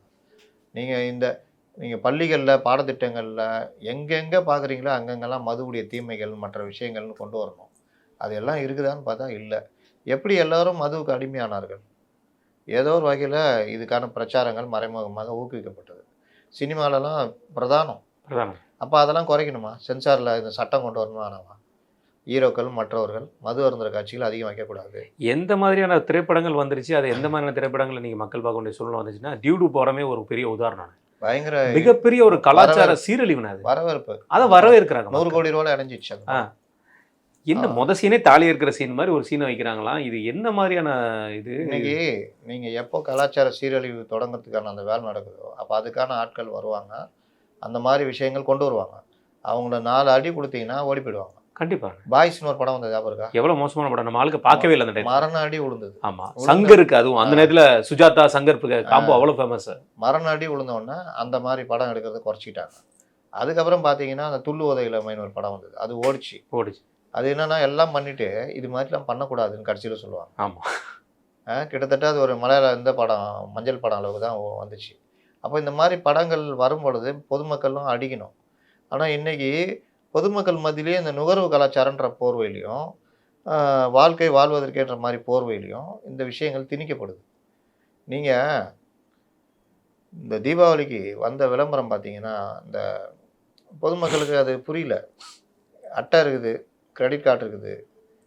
வந்து குமியுது. ஆமா. இது வாங்குங்க, அது வாங்க, டமாக்கா சேல், அந்த சேல், இந்த சேல்னு. ஒரு செகண்டு அந்த பட்டியலே நீங்க உங்கள எப்படிலாம் ஏமாத்துறாங்கன்றது. ரூ. 500 ரூ.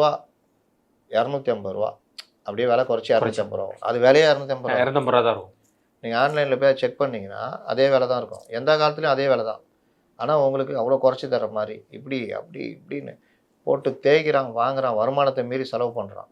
இந்த மாரி ஒரு மாரி நுகர்வு கலாச்சாரத்த கொண்டு போறாங்க. அதுல ஒண்ணு தான் பண்டிகை நாளு, எந்த நாளு, வீக்கெண்டுனா வெளிய போணும், சுத்தணும், சாப்பிடணும். 2 மணிக்கு சாப்பிடணும். ஆ தியேட்டர்ல எந்த படம் இருந்தாலும் பார்க்கணும். பார்த்துரணும். அத வந்து இவனுங்க பாருங்க, இந்த அறிவ அரசியல்லயோ, இந்த விவசாயிகள் பிரச்சனை இந்த மாரி நம்ம பேசுறோமே, இதெல்லாம் பயன்படுத்த மாட்டான். படத்த பார்த்துன்னு வெளியில வந்து மைக் போட்டா, சொல்லுவான் பாருங்க, போன தடவ அனிருத்துட்ட ஏதோ ஒரு வார்த்தை டெக்னிக் வார்த்தை சொல்லுவான். அது இருந்துச்சு. இந்த தடவ இது இல்ல. இந்த தடவ பார்த்தீங்கன்னா, கூஸ் பம்ப் பண்ணிக்கிறாப்புல. அது இது எங்க இருந்தான் இதெல்லாம்? இல்ல இதுலயே தான் இத டீகோட் பண்றதுல நிபுணர்களா இருக்கிறான். உன் வாழ்க்கைய ஒருத்தன் வேற மாரி டீகோட் பண்ணிக்கிட்டு இருக்கான்டான்னா, அத பத்தி இது இல்ல. பேச மாட்டாங்க. அப்போ இந்த மாரி டீம் தான் இன்னைக்கு வந்து இவரு விஜய் கிட்ட. அவரும் இத நம்பி தான் ஆரம்பிச்சுட்டாரு. இப்போ எங்க போறன்னு போக இடம் தெரியாம சுத்தின்னு இருக்கிறாரு. இல்ல இதுல நீங்க நம்ம இந்த திரைப்படத்த பத்தி பேசும்போது இன்னொரு படமான அந்த பைசனை நம்ம சொல்லும்போது ஒரு வார்த்தை சொல்லணும்னா, அந்த படம் வந்து தனிப்பட்ட முறையில மக்கள் மத்தியில எப்படி எடுத்துக்கிறாங்களோ இல்லையோ, ஆனா அது உண்மை கதைன்னு சொல்லும்போது, சிவந்தி ஆதித்தனாருங்கிற ஒரு மகா மனிதன் தான் அந்த கபடி குழு வந்து பெரிய லெவல்ல அந்த கணேசன் அவர்கள உள்ள கொண்டு போனதுக்கு ஒரு காரணம். அவர பத்தின எந்த விஷயத்தையும் உண்மையான விஷயங்கள எதையுமே சொல்லாம, மறுபடியும் வந்து 2 ஜாதிக்கு இடையில ஒரு வஞ்சனைய வந்து கொண்டு போய் குடுக்குறது எப்படின்னு அது செல்லுபடியாகும்? இந்த படம் பார்க்கல. அ பார்த்தா தான் நம்ம ஏதாவது அது கருத்து சொல்ல சொல்லணும். முடியும். இல்லன்னா அது மனசுக்கு ஒரு அது மாரியா 2 இருந்தது. விதமான கருத்துக்கள் ஓடிக்கிட்டு இருக்குது. ஒண்ணு ஜாதி இது பண்ற படம்னு மாரி.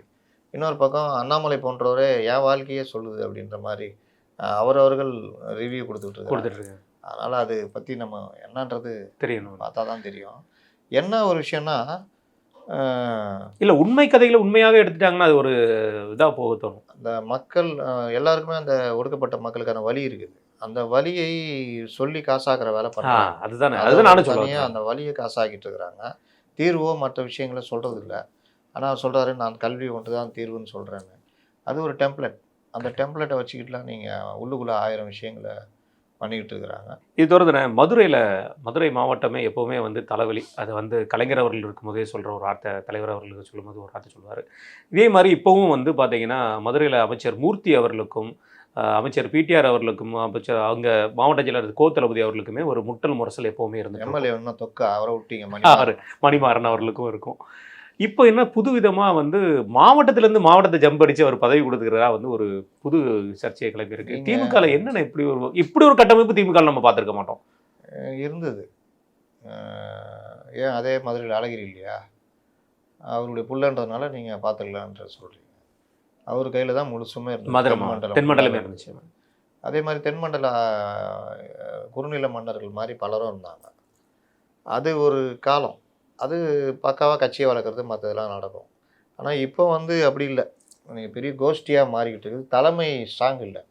அதனால என்னன்னு பண்றாங்க. அவங்கவங்க தனித்தனியா போறாங்க. இது கட்சிக்கு நல்லதில்ல.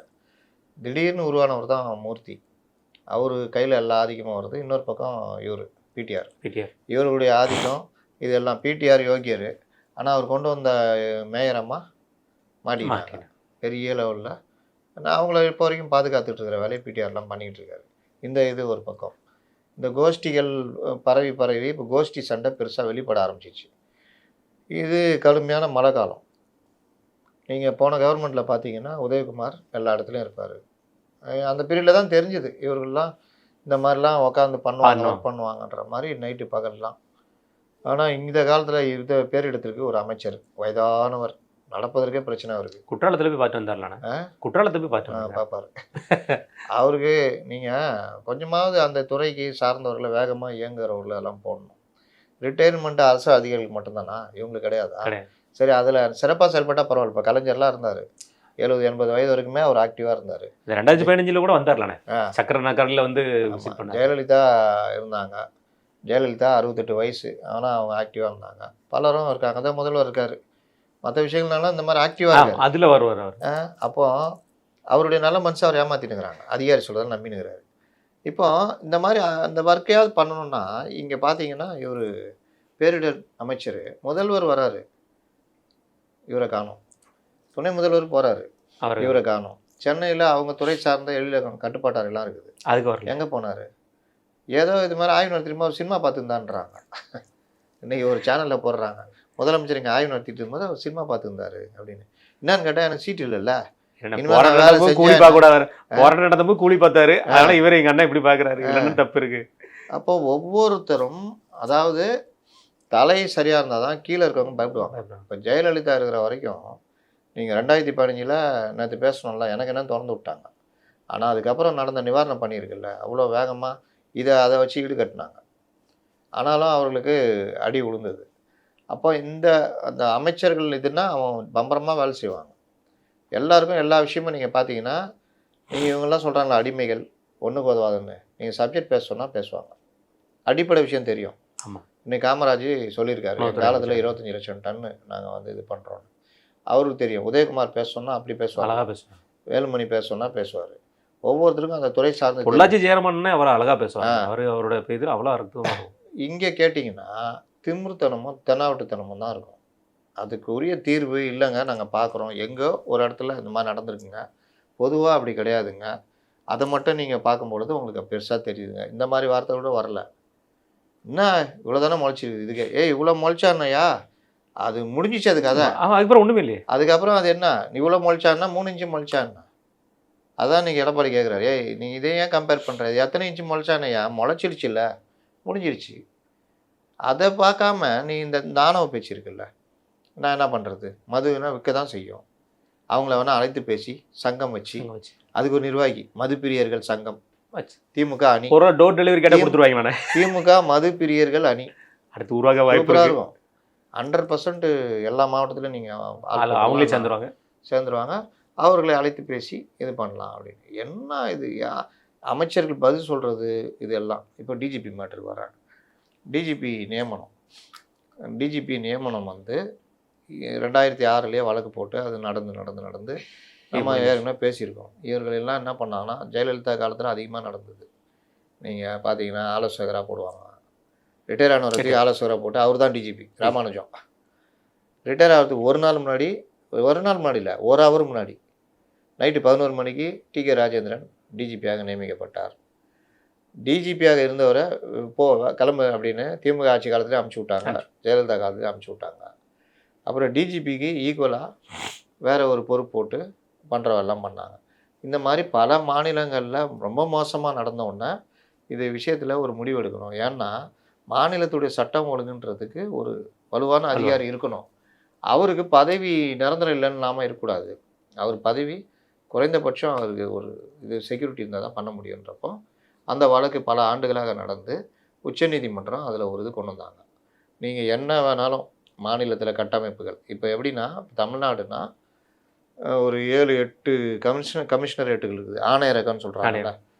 சென்னை, ஆவடி, தாம்பரம், கோவை, நெல்லை, திருப்பூர், திருச்சி, இந்த மாதிரி ஒரு 8-10க்கு மேலே இருக்குது. இது தனி.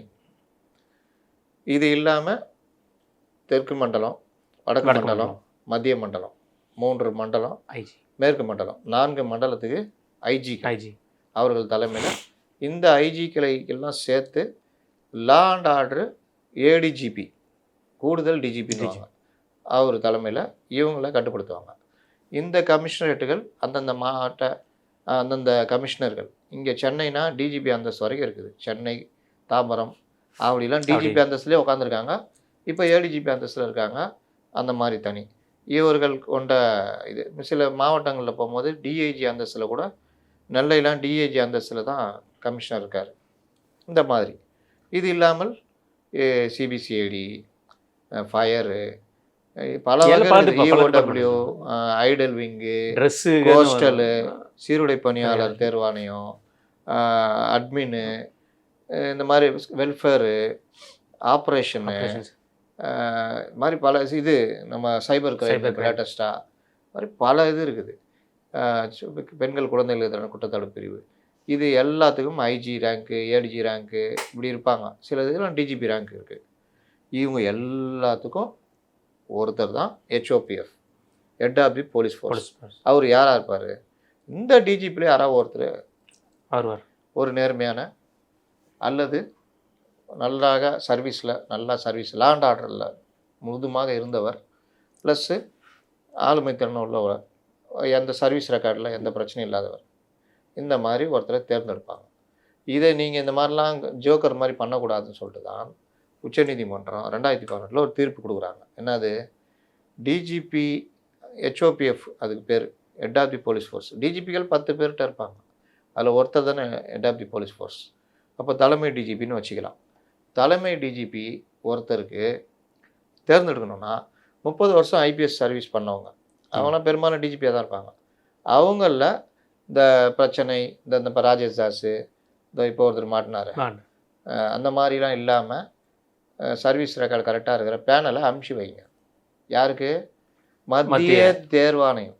யார் அது? அது என்ன வேலை பண்ணுது? ஐஏஎஸ் ஐபிஎஸ் சிவில் சர்வீஸுக்கான ஐஆர்எஸ், ஐஏஎஸ், ஐபிஎஸ், ஐஎஃப்எஸ் இந்த மாதிரி இதுக்கான தேர்வு நடத்தி செலக்ட் பண்ணுற ஒரு கமிட்டி, தனி ஆணையம். அதற்கு தனியாக அதிகாரிகள் எல்லாம் இருப்பாங்க. அந்த ஆணையத்துக்கு அனுப்பிச்சா அங்கே தான் எல்லா ரெக்கார்டும் இருக்கும். அவர்கள் இதெல்லாம் ஒப்பிட்டு பார்த்து அதில் தமிழ்நாட்டிலேருந்து ஒரு 8 பேர், இதோட 8 பேர் இதை போச்சு, அதில் டாப் ரேங்கில் இருக்கிற 3 பேர் மோஸ்ட் சீனியர், அதில் 6 மாதம் சர்வீஸ் இருக்க மட்டும் தான் அங்கே போக முடியும் அந்த பட்டியலில். அதில் 3 பேரை இந்தா இதில் யாராவது ஒருத்தர் எடுத்துங்க, இப்படி அனுப்பணும். இது யார் உத்தரவு? உச்சநீதிமன்ற உத்தரவு. இந்த 3 பேர்லேருந்து நீங்கள் தேர்ந்தெடுத்துங்க.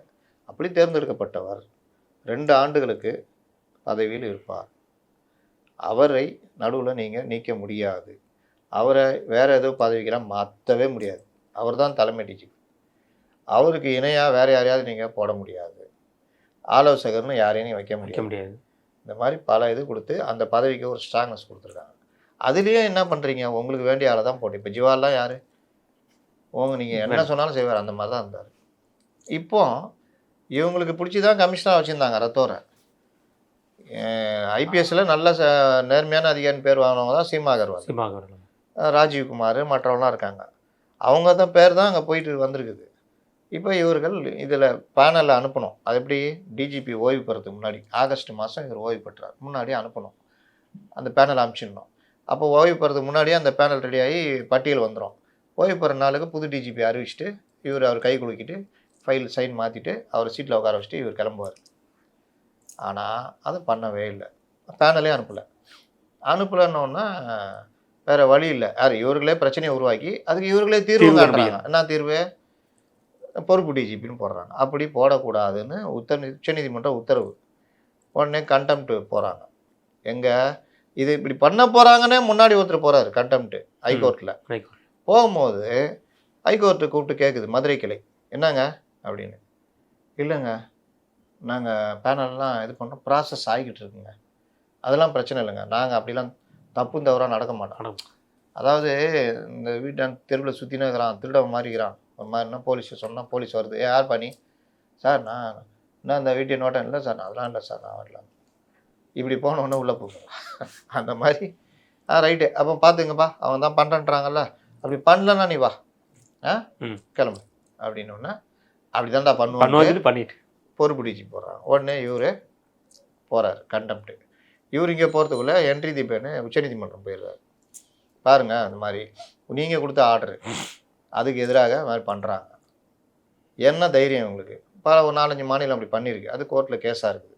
அப்போ நம்மளும் அதே மாதிரி பண்ணிக்கலாம். என்ன நமக்கு கோர்ட்டு மேட்ரா இல்லை அங்கே போய் வாங்கிட்டு வர்றது மேட்ரா? எதுவுமே கிடையாது, போகலாம். அதான் இருக்கார் அண்ணன்கள் 3 முப்படை தளபதி இருக்காங்களே, முகுல் ரோத்தகி, அபிஷேக் மனு சிங்வி, கபில் சிபில், அவருக்கு தனியாக அந்த பிஜிஎம்லாம் போடுவாங்க நடக்கும்போது. இப்போ இவங்கெல்லாம் இருக்காங்க, ஆனால் பார்த்துக்கலாம் அப்படின்ட்டு போட்டாங்க. ஹைகோர்ட்டு சுப்ரீம் கோர்ட்டு கேட்டுச்சுன்னா, இல்லை நாங்கள் பேனல் லேட் ஆகிடுச்சு, அதனால தான் அந்த டைமுக்குள்ளே பிரச்சனை வரக்கூடாதுன்னு போட்டிருக்கோம். பேனல் வந்தோன்னே நாங்கள் மாற்றிடும். அப்புறம் என்னப்பா மதுரை கிளைக்கு எப்படி சேம் அல்வா அதே மாதிரிங்க. அப்புறம் என்னப்பா பேனல் தான் வந்துன்றாங்களா, நீங்கள் என்னப்பா சொல்கிறீங்க யூபிஎஸ்சி சார் இப்போ தான் அனுப்பிச்சாங்க. சரி சீக்கிரம் பண்ணி அவங்கள அனுப்புங்க, வேலையை கெடுத்துறாதீங்க. இல்லை நாங்கள் இது பண்ணுறோம். ரைட் என்னப்பா வந்தோடனே நாங்கள் போட்டுடுறோம். ரைட் போங்க. அவங்களும் ரெடி பண்ணி அனுப்பிச்சிட்டாங்க. இப்போ வச்சுக்கின்னு உட்காந்துக்கிறாங்க. இதுக்குள்ளே இந்த கரூர் சம்பவம் வந்துச்சுல்ல, இந்த மேட்ரே வெளியில் வரல, அப்படி கம்முன்னுக்குறாங்க. இதை மறுபடியும் என்ட்ரி திப்பேன்னு கோர்ட்டுக்கு கொண்டு போகிறாரு. இந்த விவகாரம் எதிர்க்கட்சி தலைவர் பேட்டி கொடுக்குறாரு. இப்போ தான் நான் வர்றேன் மேட்ருக்கு. இந்த ஒன்றுமே புரியாமல் பேசுகிறாங்கன்றாங்கல்ல, நம்ம இவர் தான் அதில் எக்ஸ்பர்ட் இல்லை. ஒன்றும் புரியாதவர்கள் பேசுவதற்கு எக்ஸ்பர்ட்டுன்னு எடுத்தா முதல் ஆள் ரகுபதினு எழுதிடலாம். இவங்க வந்து செல்லூர் ராஜை கிண்டல் பண்ணுறாங்க. ஆமாம், அவர் அவ்வளோ நாலேஜபிள் பர்சன். ஏன்னா நேற்று மேடையில் பேசும்போது ஒரு அழகாக ஒரு வார்த்தையை சொன்னார். ஏதாவது ஒரு நக்கல் நையாண்டி முன்னாடி இருக்கிறவங்க, டேய் நாங்கள் நண்பன்டா கட்சிடா, எங்ககிட்ட வரவங்களும் நாங்கள் தோலை தூக்கி வச்சு கொண்டாடுவோன்றாரு. அவர் வேற லெவலுங்க. அதான் அவர் இயல்பாக விஜய் ரசிகர் நினைக்கிறேன். அது ஒரு பார்ட்டு. அவருக்கு இந்த மெடிசின் பற்றி நல்லா தெரியும். மெடிக்கல் ஷாப்லாம் வச்சுருக்காரு, அவ்வளோ நாலேஜ் அவர். அவரை போய் நான் தெர்மோகோல் விஞ்ஞானினாங்க. அது சட்டசபையில் கிண்டல் பண்ணுற அளவுக்கு. ஆனால் பல தெர்மோகோல் விஞ்ஞானிகள் இங்கே இருக்கிறாங்க. அதில் முதன்மையானவர் தான் நம்ம ரகுபதி. அவர் என்ன சொல்கிறாரு, அவர்கள் இஷ்டத்துக்கு 3 பேர் அனுப்பிச்சிட்டாங்க, இது நாங்கள் ஏற்றுக்க மாட்டோம், அதனால் லெட்டர் எழுதிக்கிறோம், அது வர வரைக்கும் வெயிட் பண்ணுறோம். எவர்கள் இஷ்டத்துக்கு யூபிஎஸ்சி தனி அமைப்பு. அப்போ யூபிஎஸ்சி நீங்கள் கொஸ்டின் பண்ணுறீங்கன்னா ஐஏஎஸ் ஐபிஎஸ் எக்ஸாமும் அவங்க தான் கண்டக்ட் பண்ணுறாங்க, அவங்க தான் ரெடி பண்ணி அனுப்புகிறாங்க. அதையும் கொஸ்டின் பண்ணுவீங்களா? இவர்கள் தெரியுதா? இவர்களுக்கு தேவைன்னா மத்திய அரசு அந்த ஆணையம் எல்லாத்தையும் ஒன்றாக்கிறது, எல்லாம் இது ஆயிடுச்சுன்னு. இவர்களுக்கு வேண்டிய ஆள் இப்போ சிஎம் இருக்கார், அவருக்கு ரத்தோர்னா தெரியுமா, சீமா அகர்வால்னா தெரியுமா? அவங்களுக்கு இவங்களுக்கு அதை வாய்க்க தகராறு இருக்குதா? ஒன்றும் கிடையாது. இல்லை நம்ம இவர் இருக்கார் உதயநிதி டெப்டி, அவருக்கு இவங்களுக்கு எதாவது பிரச்சனை இருக்கா? யார் வந்தால் அவருக்கு என்ன இருக்குது? அவங்க யார் இருந்தாலும் சல்ட் அடிக்க போகிறாங்க, வேறு என்ன பிரச்சனை? இல்லை அரசு எந்திரத்துக்கு இவர்கள் வந்தால் பிரச்சனை தான் இருக்கா? அதுவும் கிடையாது, ஒன்றும் கிடையாது. அப்புறம் என்ன தான் பிரச்சனை? நீங்கள் அனுப்புகிற பட்டியல் இருந்து தான் ஒரு பெஸ்ட் கேடர் 3 பேரை திருப்பி அனுப்ப முடியும். அவங்களே நீங்கள் நீல 8 பேர் நீ பேனல் அனுப்பணாப்பா, நாங்கள் அனுப்புகிறோம் பட்டியல், அதுலேருந்து நியமின்னா சொல்லலாம். இப்போ இந்த மாதிரி சொல்கிறது, பேட்டி கொடுக்கறது ஏன் எடுபடுதுன்னா, நம்மளுக்கு முன்னாடி இருக்கிற லகுட பாண்டிகளுக்கு எதுவும் தெரியாது. யார்? இந்த பத்திரிகையாளர்கள். ஒன்றும் தெரியாது. பிரகாஷ் சிங் வழக்கு என்னன்னு தெரியாது, இது என்னன்னு தெரியாது. அப்போ அவன் சொல்கிறதெல்லாம் கேட்டு நேராக வந்துடுவான். அங்கே வந்து சொல்லுவான், இப்படி ரகுபதி சொல்கிறாரு, நீங்கள் என்ன நினைக்கிறீங்க? இவர் ஏதாவது சொல்லுவார், இங்கே தீன் போய் அவர் அப்படி சொல்கிறாரு, என்ன நினைக்கிறீங்க? நீ என்ன ஏன் நினைக்கிற? அதை சொல்லு, உனக்கு ஏதாவது நாலேஜ் இருக்கா? யாரோ ஒருத்தர் 2 பேர் அத்திப்பூத்தார் போல் இந்த விஷயத்தை எழுதுவாங்க, பண்ணுவாங்க. இப்போ இந்துவில் பார்த்தீங்கன்னா விஜயகுமார் மோஸ்ட் சீனியர், அவர் இந்த விஷயத்தை தொடர்ச்சியாக எழுதுவார். இப்போ அவரை கேட்டிங்கன்னா க்ளீனாக போட்டு ஒரு மூத்த பத்திரிகையாளர்கிட்ட இதே மாதிரி கேட்டுக்கிறாங்க, அதெல்லாம் வேணாப்பா அப்படின்ட்டுக்கிறாப்புல. என்கிட்ட சொன்னாங்க, நான் சொன்னேன் அவருக்கு அதில் அதனால் வேணான்ட்டார். அவருக்கு மட்டும் தெரிஞ்சிருந்ததை வச்சுக்கிங்க கிளின்னு கிழிச்சிட்டு இருப்பார். அவருக்கு அந்த மேட்டர் தெரியாதனால அவர் வேணான்ட்டார். ஏன்னா இது சாதாரண விஷயம் இல்லைங்க, கான்ஸ்டியூஷன் சம்மந்தப்பட்டது. ஒரு இது தவறான முன்னுதாரணம். ஒரு அரசு எப்படி நடக்கக்கூடாதுன்னு நீங்கள் இப்போ உத்தரப்பிரதேசம், பீகார் மற்ற சொல்கிறீங்கன்னா, ஏன் சொல்கிறீங்க? தப்பாக இருக்கிறார்கள். அப்போ அதை சொல்லிவிட்டு நானும் பண்ணுவேன், நீங்கள் என்னங்க பண்ணுறீங்க? தான் அவன் பண்ணுறான்ல அப்படின்னா அதை ஏங்க சொன்னீங்க? தப்புன்னு தானே சொன்னீங்க. அப்புறம் நீங்கள் ஏங்க அந்த தப்பை பண்ணுறீங்கன்னு கேட்டால் அவனை நிறுத்த சொல்லு, நான் நிறுத்துறேன். இப்போ உத்தரப்பிரதேசம் இவங்கள மாதிரியே இவங்களாம் அண்ணன் உத்தரப்பிரதேசம், நீ தான் யூபிஎஸ்சி ஆள் தேர்ந்தெடுக்கிறது, உனக்கு நான் பட்டியல அனுப்ப மாட்டேன், நானே இங்கே சட்டத்தை இது பண்ணிக்கிட்டு நானே. அவர் எப்படி சட்டத்தை திருத்த முடிஞ்சது? அங்கே இருக்கிற ஐஏஎஸ் ஆஃபீஸர் என்ன பண்ணால், இந்த சட்டத்துக்கு அங்கே கவர்னர் என்ன பண்ணார், ஜனாதிபதி, இது எப்படிங்க கான்ஸ்டியூஷனை மீறுறதுங்க? ஆணையத்துக்கு நீங்கள் பட்டியல் ஆணையம் தான் உங்களுக்கு பண்ணணுன்றது உச்சநீதிமன்ற தீர்ப்பு. நீங்கள் அதுக்கு எதிராக எப்படி பண்ண முடியும்? இப்போ கண்டெம்ப்டில் இருக்குது, கோர்ட்டில் இருக்குது, அவங்க இஷ்டத்துக்கு நியமிச்சிட்டாங்க. இப்போ இங்கே ஐடியா சொல்கிறவங்களாம் சொல்லுவாங்க, அவங்க ஸ்டேட்லேயே பண்ணிக்கிறாங்க, நம்ம பண்ணுவோம். கேட்டால் நம்ம லகட மாட்டிக்கிறாங்களா கிளப்பி விடுவோம், அடிச்சு விடுவோம். உத்தரப்பிரதேசத்தில் நடந்தது கேட்டியா? இன்னைக்கு இங்கே வந்து கேட்குறிய, உத்தரப்பிரதேசம் எங்கே போயிருந்த நீ, சங்கி தானே, அப்படி பேசலாம் அப்படின்ட்டு. அப்போது நடைமுறையை அப்பட்டமாக மீறுறாங்க. அப்போ இந்த விஷயம் வந்து உச்சநீதிமன்றத்துக்கு மறுபடியும் என்ட்ரி தீபன் போயிருக்காரு. இப்போ உச்சநீதிமன்றம் கேட்கும்ல, ராசா நீ என்ன சொன்ன, பேனல் அனுப்ப லேட் ஆகிடுச்சு, அனுப்பிச்சிட்டோம், நான் வந்தோடனே பண்ணிடுறேன்னு சொன்னேன்ல, நாங்கள் கொடுத்த தீர்ப்பு தானே என்ன. இவங்க நடுவில் இங்கே கீழே உருட்டுறாங்க. யார், இந்த லகுட பாண்டிகள் சொன்ன பத்திரிகையாளர். உச்ச நீதிமன்றத்துக்கே இவங்க வந்து மனு போட போகிறாங்க. என்னது, இந்த சிஸ்டத்தை மாற்றுங்க. ஓ கரெக்டு, நம்ம பண்ணாலும் பண்ணுவாங்க, சொல்ல முடியாது. அப்படி ஒரு கொட்டு வாங்கிட்டு கூட வருவாங்க கிட்டவா. என்ன நடந்தது வடிவேல இந்த ஒரு படத்துல, திமிரு படத்துல கொட்டி வாங்கி மூக்கு வெடப்பா இருந்தா அப்படிதான் பேசுறோம், அறுத்து விட்டுருவோம். அந்த மாதிரி தான் இது. அதனால இவர்கள் வந்து ஒருவேளை நம்ம தமிழக அரசாங்கத்துக்கு இஷ்டம் இல்லாத ஆள் அனுப்பியிருப்பாங்களோ. ஏங்க அனுப்புறோம், இஷ்டம் இல்லாத ஆள் அனுப்புறாங்க, இஷ்டம் இருக்கிற ஆள் அனுப்புறாங்க. நடைமுறையை நீங்க எப்படிங்க மீறுவீங்க? அதுவே நீங்க தானங்க அவர் கமிஷனரா வச்சிருந்தீங்க ரத்தோர. ஆமா, நீங்க தானங்க ஃபயர் சர்வீஸ் உடைய டிஜிபி வச்சிருக்கீங்க. ஃபயர் சர்வீஸ் பெரிய துறைங்க, பெரிய துறை வச்சிருக்காங்கல்ல. அப்போ அவங்கள தானே வர்றாங்க. அப்புறம் இஷ்டம் இல்லாமன்னா யாருக்கு இஷ்டம் இல்லாம தாங்க மேட்ரு. அதை தான் கேட்குறேன். முதல்வருக்கு இஷ்டம் இல்லையா? யாருக்கு? முதல்வர் 2 தடவை பார்த்தா ரத்தோர் யார், டெல்லியிலேருந்து வந்துக்கிறாரோ அப்படின்னு தான் இருப்பார் அவர். அப்போ அந்த அளவுக்கு தான் அவர் பார்ப்பார் இவங்கள. இன்னொன்று அவருக்கு என்னங்க இதில் இருக்குது, சட்டம் ஒழுங்கு முதல்வர் பொறுப்பு, அவர் கீழே துறை இருக்குது, உள்துறை செயலர் இருக்கிறார், தீரஜ் ரெட்டியா அவர் இருக்காரு, அவரு கீழே டிஜி வர போகிறார். இந்த 3 செட்டப் தான் இயங்க போகுது. அப்புறம் என்ன பிரச்சனை? அதுக்கு கீழே மற்ற நான் சொன்ன ஏடிஜி எல்லாமே மற்ற கமிஷனர்கள் எல்லாம் இருக்க போகிறாங்க. இந்த செட்டப் தானே. இதில் இவர் மட்டும் எதாவது பண்ண முடியுமா? முதல்வரை மீறி டிஜிபி எதாவது பண்ண முடியுமா? அதான் பிரச்சனை. அப்போ இவர்களுக்கு வந்து இவர்கள் நினச்சது நடக்கணும், நினச்ச ஆள் வரணும்னா அது எப்படி வர முடியும்? அது வர வாய்ப்பு இல்லை.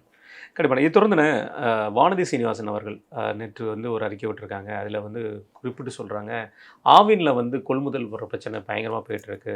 நீங்கள் சரியாக கொள்முதலுக்கு வந்து பண்ணாமல் இருக்கிறனால தான் ப்ரைவேட்டுக்கு வந்து பாலை வந்து விற்பனை செய்கிறாங்க விற்பனையாளர்கள். திருப்பூரில் வந்து பல இடங்களில் வந்து அந்த சங்கங்களே க்ளோஸ் பண்ணியிருக்காங்க. இது பெரிய லெவலில் பாதிப்பு உருவாக்க போகுது தமிழக அரசாங்கத்துக்கும் ஆவினுக்கும் அப்படிங்கிற மாதிரி வார்த்தையை சொல்லியிருக்காங்க. நீங்கள் எப்படி பார்க்குறீங்க? ஆவினை ஒன்றுமில்லாமல் ஆக்கினதில் இவர்களுக்கு பெரும் பங்கு உண்டு. ஆவின் வந்து நீங்கள் பார்த்தீங்கன்னா, அன்றைக்கி கூட ஒரு இடத்துல போய் நான் உட்காந்து பேசிக்கிட்டு இருக்கிறேன். அவங்க மிகப்பெரிய பொறுப்பில் இருக்கிறவங்க, தனியார் நிறுவனம், அதோடைய பெரிய பொறுப்பில் இருக்கிற ஆட்கள். எனக்கு என்னென்னு பேசுகிறாங்க, சார் பால்லலாம் என்ன சார் வருமானம் வரப்போகுது, அதெல்லாம் ஒரு இதுவே கிடையாது சார் அப்படின்றாங்க. பால் உற்பத்தி பெருகுச்சுன்னா அது ஒரு தனி இதுங்க, அது வேறு லெவலில் வருமானம் பார்க்கலாங்க சார். அதிகமாக ஆச்சுன்னா பால் பவுடர் பண்ணி வச்சுக்க முடியும் சார், வேறு என்ன சார் பண்ண முடியும்? இந்த லெவலில் தான் பெரிய லெவலில் இருக்கவங்களுக்கு நாலேஜே இருக்குது.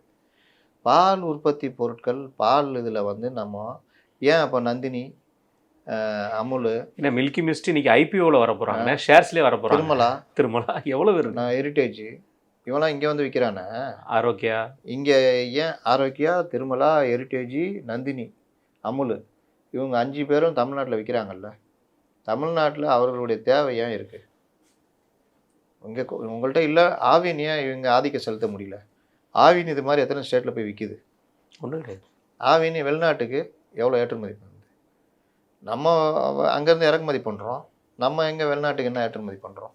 இதில் வந்து பட்ஜெட் போடுற அளவுக்கு நீங்கள் சம்பாதிக்கலாம். இப்போ எப்படி இந்த இதுக்கு 790 கோடி விற்பனை அதுன்னு இந்த 50,000 கோடி ரூபா வருஷத்துக்கு வருமானம் வருதுன்னா அதில் 1 லட்சம் கோடி ரூபா பார்க்கலாம். வருமானம் பார்க்குற ஸ்டேட் இருக்குது, குஜராத்லாம் இருக்குது. அப்புறம் ஏன் நீங்கள் பண்ண மாட்டேங்கிறீங்க? அதுக்கு துறைக்கு நல்ல அமைச்சரை போடாமல் நீங்கள் பாருங்கள், முதல்ல ஒருத்தரை போட்டாங்க, அந்த ஆள் மாதிரி ஒரு நீங்கள் நான் சொன்னல அந்த லிஸ்ட்டில் 2வது அவர் கொடுத்துடலாம். அவர் பெரியாரிசம் பேசுவார், எல்லாம் பேசுவார். நீங்கள் யாரையா வம்புலுக்கு சொன்னால் வம்புலுக்கு 4 பேர் திமுககாரனை பாஜக பக்கம் தள்ளி விட சொன்னால் நல்லா தள்ளி விடுவார். ராசாக்கு அதுக்கும் அவருக்கும் அதில் போட்டி தொகுதியோட தோற்று போவாங்க, அந்த அளவுக்கு விட்டு கொடுப்பாரு. அதை தாண்டி நிர்வாகத்தில் பாருன்னா ஒன்றும் கிடையாது. ஒரு துறையில் செயல்படல, வேலைக்கு ஆகாதுன்னு துரத்தி விடப்பட்டு, அதாவது அந்த துறையே கண்டமாக்குனார். துரத்தி விடப்பட்ட அமைச்சருக்கு மறுபடியும் கூப்பிட்டு அதே துறையை கொடுத்த அதிசயமும் இந்த துறையில் தான் நடந்தது.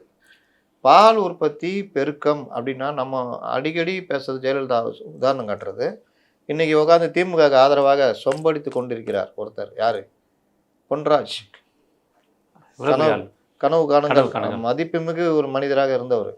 கமல்ஹாசன் கூட போனார், அன்னைக்கு ஆரம்பிச்சது அவர் கதை. அவர் துறையில் தான் இருக்கணும். அரசியலில் கருத்து சொல்கிறேன்னு பேர் வழின்னு போயிட்டு கடைசியில் என்ன ஆகிட்டாருன்னா கருத்து சொல்லலாம், அவங்கவுங்க கருத்தை சொல்லலாம், தப்பு இல்லை. இப்போ பாலச்சந்திரன் ரிட்டையர்ட் ஐஏஎஸ் இருக்காரு, நீங்கள் என்ன கேட்டாலும் டிஎம்கே ஆதரவாக சொல்லினே இருப்பார், ரொம்ப அமைதியாக அழகாக சொல்லுவார். அந்த நம்ம நெறியாளர்களுக்கு தான் இதுவே இருக்காது. அப்படியா அந்த மாதிரி நீங்கள் பார்க்குறீங்களா? மிஸ்டர் பாலச்சந்திரன் நீங்கள் இந்த விவகாரத்தில் என்ன சொல்லணும், அவர் ஒரு கதை சொல்லுவார், அதை அதிசயமாக கேட்டுக்குவாங்க. முடிச்சோடனே இன்னொரு கதை சொல்லுவார், அதையும் கேட்டுக்குவாங்க. ஒரே கதையில் ஒருத்தர்கிட்ட தனி பேட்டி ஒரு நெறியாளர் எடுக்கிறாரு. முதல்ல ஒன்று கதை சொல்கிறாரு, முடிக்கும் போது அதுக்கு முற்றிலும் நேர்மாறாக கதை சொல்கிறாரு. அவர் இதையும் அதிசயமாக கேட்டுக்கிறார், அதையும் அதிசயமாக கேட்டுக்கிறாரு. ஏன் ஆரம்பிக்கும்போது இப்படி சொன்னீங்களே, என்னங்க இப்போ இப்படி சொல்கிறீங்கன்னு கேட்கவே இல்லை. இன்றைக்கி பல இந்த மாதிரி ஆட்கள் தான் ஃபுல்லாக இருக்கிறாங்க. அதில் இந்த இவர் பொன்ராஜ், அவர் கழுத்தை நெரிக்கிற அளவுக்கு கருத்து சொல்லுவாரானே. யார்? பொன்ராஜ் தான். ஆமாம், அவர் கருத்துலாம் என்ன ஆயிடுச்சுன்னா, அவர் ஓவராக பேசி திமுகவுக்கு ஆதரவாக பேசுகிறத தாண்டி எடப்பாடி பழனிசாமியை பற்றி கேவலமாக பேசுறதுலாம் போன உடனே அன்னைக்கு கோவை சத்தியனுக்கு அவருக்கு சண்டை வந்துச்சு. ஒருமையில் பேசிக்கிட்டாங்க. நம்ம வந்து பொன்ராஜ் அவர்களை ரொம்ப பெருமையாக ஒரு இதில் வச்சு பார்க்குறோம். இந்த மாதிரி டிபேட்டுக்கு வரக்கூடாது. இப்போது என்னை கூட இன்னைக்கு கூட ஒருத்தர் பேசுனாங்க சார், அதே வேறு மாதிரி சொன்னாங்க. ஒவ்வொருத்தருக்கும் ஒவ்வொரு கருத்து இருக்கும்.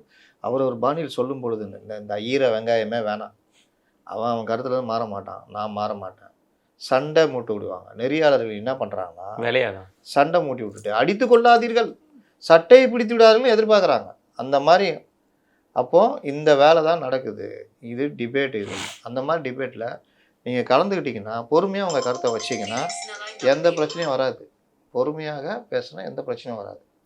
இன்னொன்று, நீங்கள் இந்த கட்சியை ஆதரிக்கிறதுக்கு உங்களுக்கு உரிமை இருக்கிறது. அந்த உரிமையுடைய எல்லை அந்த கட்சியில் மூக்க தோற அளவுக்கு இல்லை. நீங்கள் போய் அவரை ஒன்றும் இல்லாதவர் அடிமைன்ற அளவுக்கு பண்ணுறதுனால உங்களுடைய மரியாதை மதிப்பும் இறங்கி விடுது. நான் ஏன் இவரை பொன்ராஜ் சொல்ல வந்தேன்னா, இன்றைக்கி திமுகவுக்கு அவ்வளோ முட்டு கொடுக்குறவருக்கு ஒரு விஷயம், இந்த விஷயத்தில் தான் நம்ம குறிப்பிட்டு ஆகணும். ஜெயலலிதா இவரை கூப்பிட்டு பால் உற்பத்தி 1 கோடி லிட்டராக பெருக வேண்டும், அந்த அவங்களுக்கு ஒரு பெரிய ஆம்பிஷன் இருந்தது. அதுக்கு என்ன ஐடியா சொல்லுங்கன்னா, ஒரு நாளில் வந்துடாதுமா, அதற்கு நம்ம மக்களை அந்த பால் உற்பத்தியை நோக்கி நகர்த்தணும், அதற்கு நம்ம சமூக திட்டம் மாதிரி கொடுக்கணும், அதற்கு என்ன வழி, அந்த மாதிரி எல்லாரையும் நீங்கள் நகர்த்த முடியாதுன்னா, இல்லை நீங்கள் நம்ம வந்து கறவை மாடு திட்டம், இலவச கறவை மாடுகள் கொடுத்தீங்கன்னா, ஒவ்வொரு குடும்பத்துக்கு கொடுத்தீங்கன்னா தற்சார்பு பொருளாதாரம் அவங்கள்ட்ட வளரும், ப்ளஸ்ஸு பால் உற்பத்தி பெருகும், நம்ம சொசைட்டியில் ஊற்றணும்னு இது பண்ணோன்னா அவர்கள் நம்ம நோக்கி தான் வருவாங்க, அது மூலிமா பால் உற்பத்தி பெருக்க முடியும். இந்த ஐடியா கொடுத்தவர் இன்றைக்கி தான் அவர் திமுக ஆதரவாக பேசிக்கிட்டு இருக்காரு. அந்த ஆவின்னு ஒன்றும் இல்லாமல் இருக்குது. அவர் கண்ணதில் பார்த்தாரு, 42 லட்சம் லிட்டரு கொள்முதல் அதிகரிச்சது, 42 லட்சமாக அதிகரிச்சிருச்சு. அது பீக்கை தொட்டு கீழே வந்துச்சு. இப்போது அதுக்கப்புறம் ஏடிஎம்கே பீரியட்லேயே அது 36 லட்சம் இப்படி தான் இருந்தது. இப்போது 29 லட்சம் 28 லட்சம்ன்ற குறைஞ்சதாக சொல்கிறாங்க. நீங்கள் இது பற்றி நீங்கள் இன்னும் விரிவாக வானதி சீனிவாசன் சொன்னதை கேட்கணுன்னா, நான் எஸ்ஏ பொன்னுசாமி பால் முகவர் சங்கம் அவர்கிட்ட பேசுனீங்கன்னா உங்களுக்கு அப்படியே பிரித்து வச்சுடுவார். கண்டிப்பாக அவ்வளோ தெளிவாக பேசக்கூடிய ஆட்கள், அவங்களுக்கு தெரியும் உள்ளுக்குள்ளே என்ன நடக்குது முதற்கொண்டு. அப்போது இந்த விவகாரத்தில் நீங்கள் பால் உற்பத்தி பெருக்குனீங்கன்னா, பால் உற்பத்தி எந்த அளவுக்கு அதிகரிக்குதோ அந்த அளவுக்கு அந்த உபப்பொருட்கள் இருக்குல்ல, பால் சார்ந்த பொருட்கள், அந்த தயாரிப்பை நீங்கள் அதற்கான இது மெட்டீரியல் ஜாஸ்தியாகும் பொழுது நீங்கள் ஏற்றுமதி மற்ற விஷயங்கள்லாம் தொழில் பெருகும், கிராமத்தோறும் அதை வந்து கொண்டு போகலாம். அது இன்றைக்கி ஆவி என்ன பண்ணிட்டு தெரியுமா, மிச்சர் பாக்கெட்டு இதெல்லாம் வாங்கி வச்சு கட்டாயம் விற்றே ஆகணுன்றாங்க. எஸ்ஏ பொன்னுசாமிகிட்ட கேட்டிங்கன்னா அவர் கதையாக சொல்லுவார், வெளியிலேருந்து மிச்சர் பாக்கெட்டு அதையே வாங்கி ஆவின் கவர் போட்டு விற்றுன்னு இருக்காங்க. பால் பொருட்கள்னால் பால் சார்ந்த பொருட்கள் தான் இருக்கணும். அப்போ அந்த துறையில் நீங்கள் தீபாவளிக்கு ஸ்வீட் விற்பனையை 100கணக்கான கோடி ரூபாய்க்கு மேலே, 1000கணக்கான கோடி பயங்கரம். அதில் ஏன் ஆவின் கோட்டை விடுது? ஆவின் இன்னைக்கு ஒரு குறிப்பிட்ட ஒரு கம்பெனி இருக்குது, அந்த கம்பெனியுடைய அந்த மில்க் கேக்னு வாங்க, மில்க் பர்பி அது பறிச்சிருக்காங்க, அவ்வளோ டேஸ்ட்டு. தீபாவளி அன்னைக்கு நீங்கள் அந்த உள்ளே போகவே முடியாது, அவ்வளோ விற்பனை அங்கே. ஏன் அதை ஆவின் பண்ணக்கூடாது? ஏன் பண்ண முடியாது? ஆவின் பால் தரம் வாய்ந்த பால், அந்த ஆரஞ்சு பாக்கெட்டு இன்றைக்கி இருக்கா? இல்லை. ஏன் இல்லை? அதுக்கு ஒரு காரணம் சொல்கிறாங்களே, கொழுப்பு பால் அந்த பால் எடுத்து மக்களுக்கு கொழுப்பு ஆகிடனாருங்க இவர், மக்களுக்கு கொழுப்பு ஏறணும். ஏன்பா கொழுப்புல நல்ல கொழுப்பு கெட்ட கொழுப்பு இருக்குது. இது என்ன கொழுப்பு, இது இல்ல அதிகமா கேலி இருந்தா கேட்கறவங்கள வேற நக்கல் வேற பண்றாரு. இது யாருக்கு போய் சேரும்? வயதானவர்கள், குழந்தைகளுக்கு இந்த பால் இருந்தது எவ்வளோ யூஸ் ஆகும்? அந்த கொழுப்புல 1% திருடி அதில ஒரு அமௌண்ட் பார்த்தாங்க. பார்த்தாங்க. 9 8.5 9 இருக்குது குறைச்சி 8.5 ஆக்கி அதை ஒரு மாற்றிலாம் போட்டாங்க. அப்போ இந்த மாதிரிலாம் பண்ணி பண்ணி பால் உற்பத்தி, அப்புறம் அந்த நம்மளுக்கான அந்த பால் உற்பத்தி நிலையங்கள், அந்த இது ஆவின் பால் மையங்கள்லாம் இருக்குல்ல, அதில் பிரச்சனை. பால் உற்பத்தி ஆகிற பாலை நம்மளுக்கிட்ட அரசாங்கம் கொள்முதல் பண்ணுறதுக்கு மற்றவங்க கொள்முதல் பண்ணுறதுக்கும் ரேட்டு வித்தியாசம்லாம் வரும். அதெல்லாம் மீறி அரசாங்க கொள்முதல் உடனடியாக அந்த சொசைட்டி அதுக்கு பணம் கொடுக்கறது, இந்த இதெல்லாம் பண்ணால் நம்ம இது வேறு லெவலில் இருக்கும். வழக்கம் போல் இதுலேயும் கவனிக்காமல் இது பண்ணாமல் நடுவில் இன்னொருத்தட்ட நாசர் கல்லை தச்சார் அவர்கிட்ட கொடுத்து அவர் கூட கொஞ்சம் நல்லா பண்ணாருங்க, இவரோட கொஞ்சம் பெட்டராக பண்ணார். மறுபடியும் வந்து பிடிங்கி அவர்கிட்டே கொடுத்துட்டாங்க. நீ நல்லா பண்ணுறியா கொடுத்துட்றேன் அப்படின்னு. சிறுபான்மையில் தான் இருக்கணும். ஆதி திராவிடர் நலத்துறை தான் இருக்கணும். அதனால் நீ வந்து பால் வளத்துறையை இவர்கிட்ட கொடுன்னு சொல்லிட்டு மீண்டும் அவர் அமைச்சராக்கப்பட்டார். இப்போது வந்து இன்றைக்கி பார்த்தீங்கன்னா பால் உற்பத்தி மற்ற இவர்களை மீறி இன்றைக்கி இருக்கான்னு பார்த்தா இல்லை. ஆவின் கொஞ்சம் கொஞ்சமாக இப்போ நான் சொன்னேன் அந்த 1000 ரூபா கொடுக்கறதுக்கு ஏன் ஜெயலலிதா அப்படியே அந்த திட்டம் நல்ல திட்டம் தானே, கறவை மாடுகள் திட்டம் ஒன் டைம் கொடுக்க போகிறீங்க. ஆமாம். நீங்கள் தமிழ்நாடு ஃபுல்லாக கிராமம் சார்ந்த எல்லாருமே ஆடு மாடு வளர்க்குற இது இருக்கும், அவங்களுக்கு ஒரு உபத்தொழிலாகவே அது இருக்கும். ஏன் அந்த சீமான இன்றைக்கி இந்த மேய்ச்சல் இதெல்லாம் வச்சுட்டு ஒரு இயக்கம் நடத்துகிறாருல்ல, ஒவ்வொன்றும் ஒவ்வொரு சார்ந்ததுங்க இயற்கை. அப்போது நீங்கள் அந்த இதிலலாம் கவனம் செலுத்துனீங்கன்னா இன்றைக்கி தமிழ்நாடு இதில் தண்ணீரே ஒரு பொருளாதாரம் இருக்கும். அதை பற்றி கவலைப்படலையே. இது இது நீங்கள் யாரை நீங்கள் சொல்லுவீங்கன்னு சொல்ல முடியாது. நீங்கள் இது ஒரு எல்லா அரசியல்வாதி எப்படின்னா முதல் போடுறான், தேர்தலில் கஷ்டப்பட்டு நிற்கிறான், செலவழிக்கிறான், அந்த செலவு எடுக்கணும். அதுக்கு டெண்டரு இந்த வர்றவன் அவன் கொடுக்குற லாபம் நமக்கு என்ன, அவ்வளோதான். அதை தாண்டி சமூகத்துக்கு என்ன, இதுக்கு என்னன்றதுலாம் கிடையாது. அதுக்குனால தான் இலவச வேட்டி சிலை ராஜஸ்தானுக்கு போச்சு. அப்புறம் அதில் பிரச்சனைலாம் ஆனவுடனே மறுபடியும் இலவச வேட்டி சிலையுடைய கான்செப்ட் என்ன, நூல்களை நெசவாளர்களுக்கு கொடுக்கறது. அந்த வேட்டி சேலை நெய்யறது மூலிமா அந்த சொசைட்டி மூலிமா நெசவாளர்களுக்கு வருஷத்தில் ஒரு 200 நாளைக்கு வேலை வாய்ப்பு, அவர்களும் பயன்பெறுவார்கள். அவர்களை வைத்து அந்த சொசைட்டி பயன்பெறும்.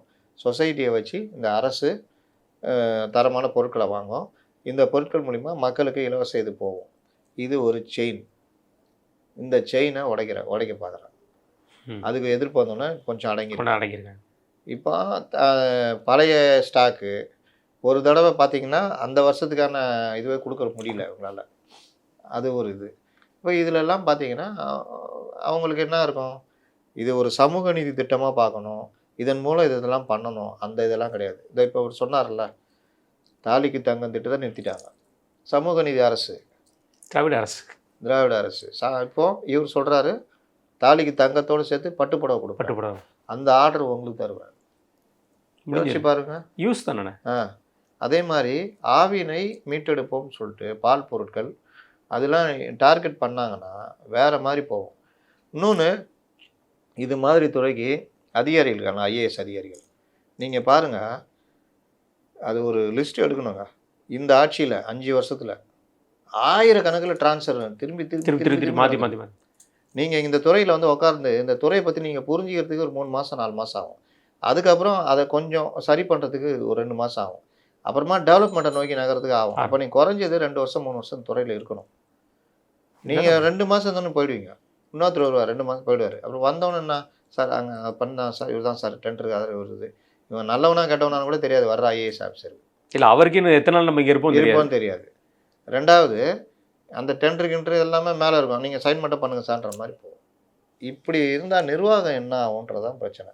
இதில் ஒன்று தான் ஆவின்னு இந்த கூட்டுறவு சங்கங்கள்லாம் வந்து உங்களுக்கு பாலை கொண்டு வந்து ஊற்றி அந்த காசு முறையாக போய் திரும்ப அந்த பணம் அவங்களுக்கு போய் சேருது. இந்த செட்டப் கரெக்டாக இருந்தால் தான் அந்த சங்கமும் கூட்டுறவு சங்கம் சொசைட்டியும் இருக்கும். இதில் சொனக்கம் வந்தால் மக்கள் தனியாருக்கு போயிடுவாங்க. கண்டிப்பாக அவங்களுக்கு தேவை தானேங்க. ஆமாம், அவ்வளோதான். இறுதியான விஜய் அவர்களை பற்றிய சுவாரஸ்யமான விஷயம் ஒன்று இருக்குன்னு சொல்லியிருந்தீங்க, சொல்லுங்கள். எங்கள் அண்ணன் விஜய் நாமக்கல் கரூருக்கு போவாரா போக மாட்டாரா? கரூரை வேணால் பேத்து எடுத்து கொண்டு வரலாம். அனுமார் மாதிரி கரூர் அந்த இந்த மலையை பேத்தெடுத்து அந்த மாதிரி கொண்டு வந்து இங்கே வைக்க முடியுமான்னு யோசிச்சுட்டு இருக்கிறாங்க. அது முடியாதுன்றதுனால அந்த பாதிக்கப்பட்ட 41 + 100 141 குடும்பங்களை பஸ் வச்சு கூப்பிட்டு வந்து இங்கே பனையூரில் வச்சு பார்க்கலான்னு முடிவு பண்ணியிருக்காங்க.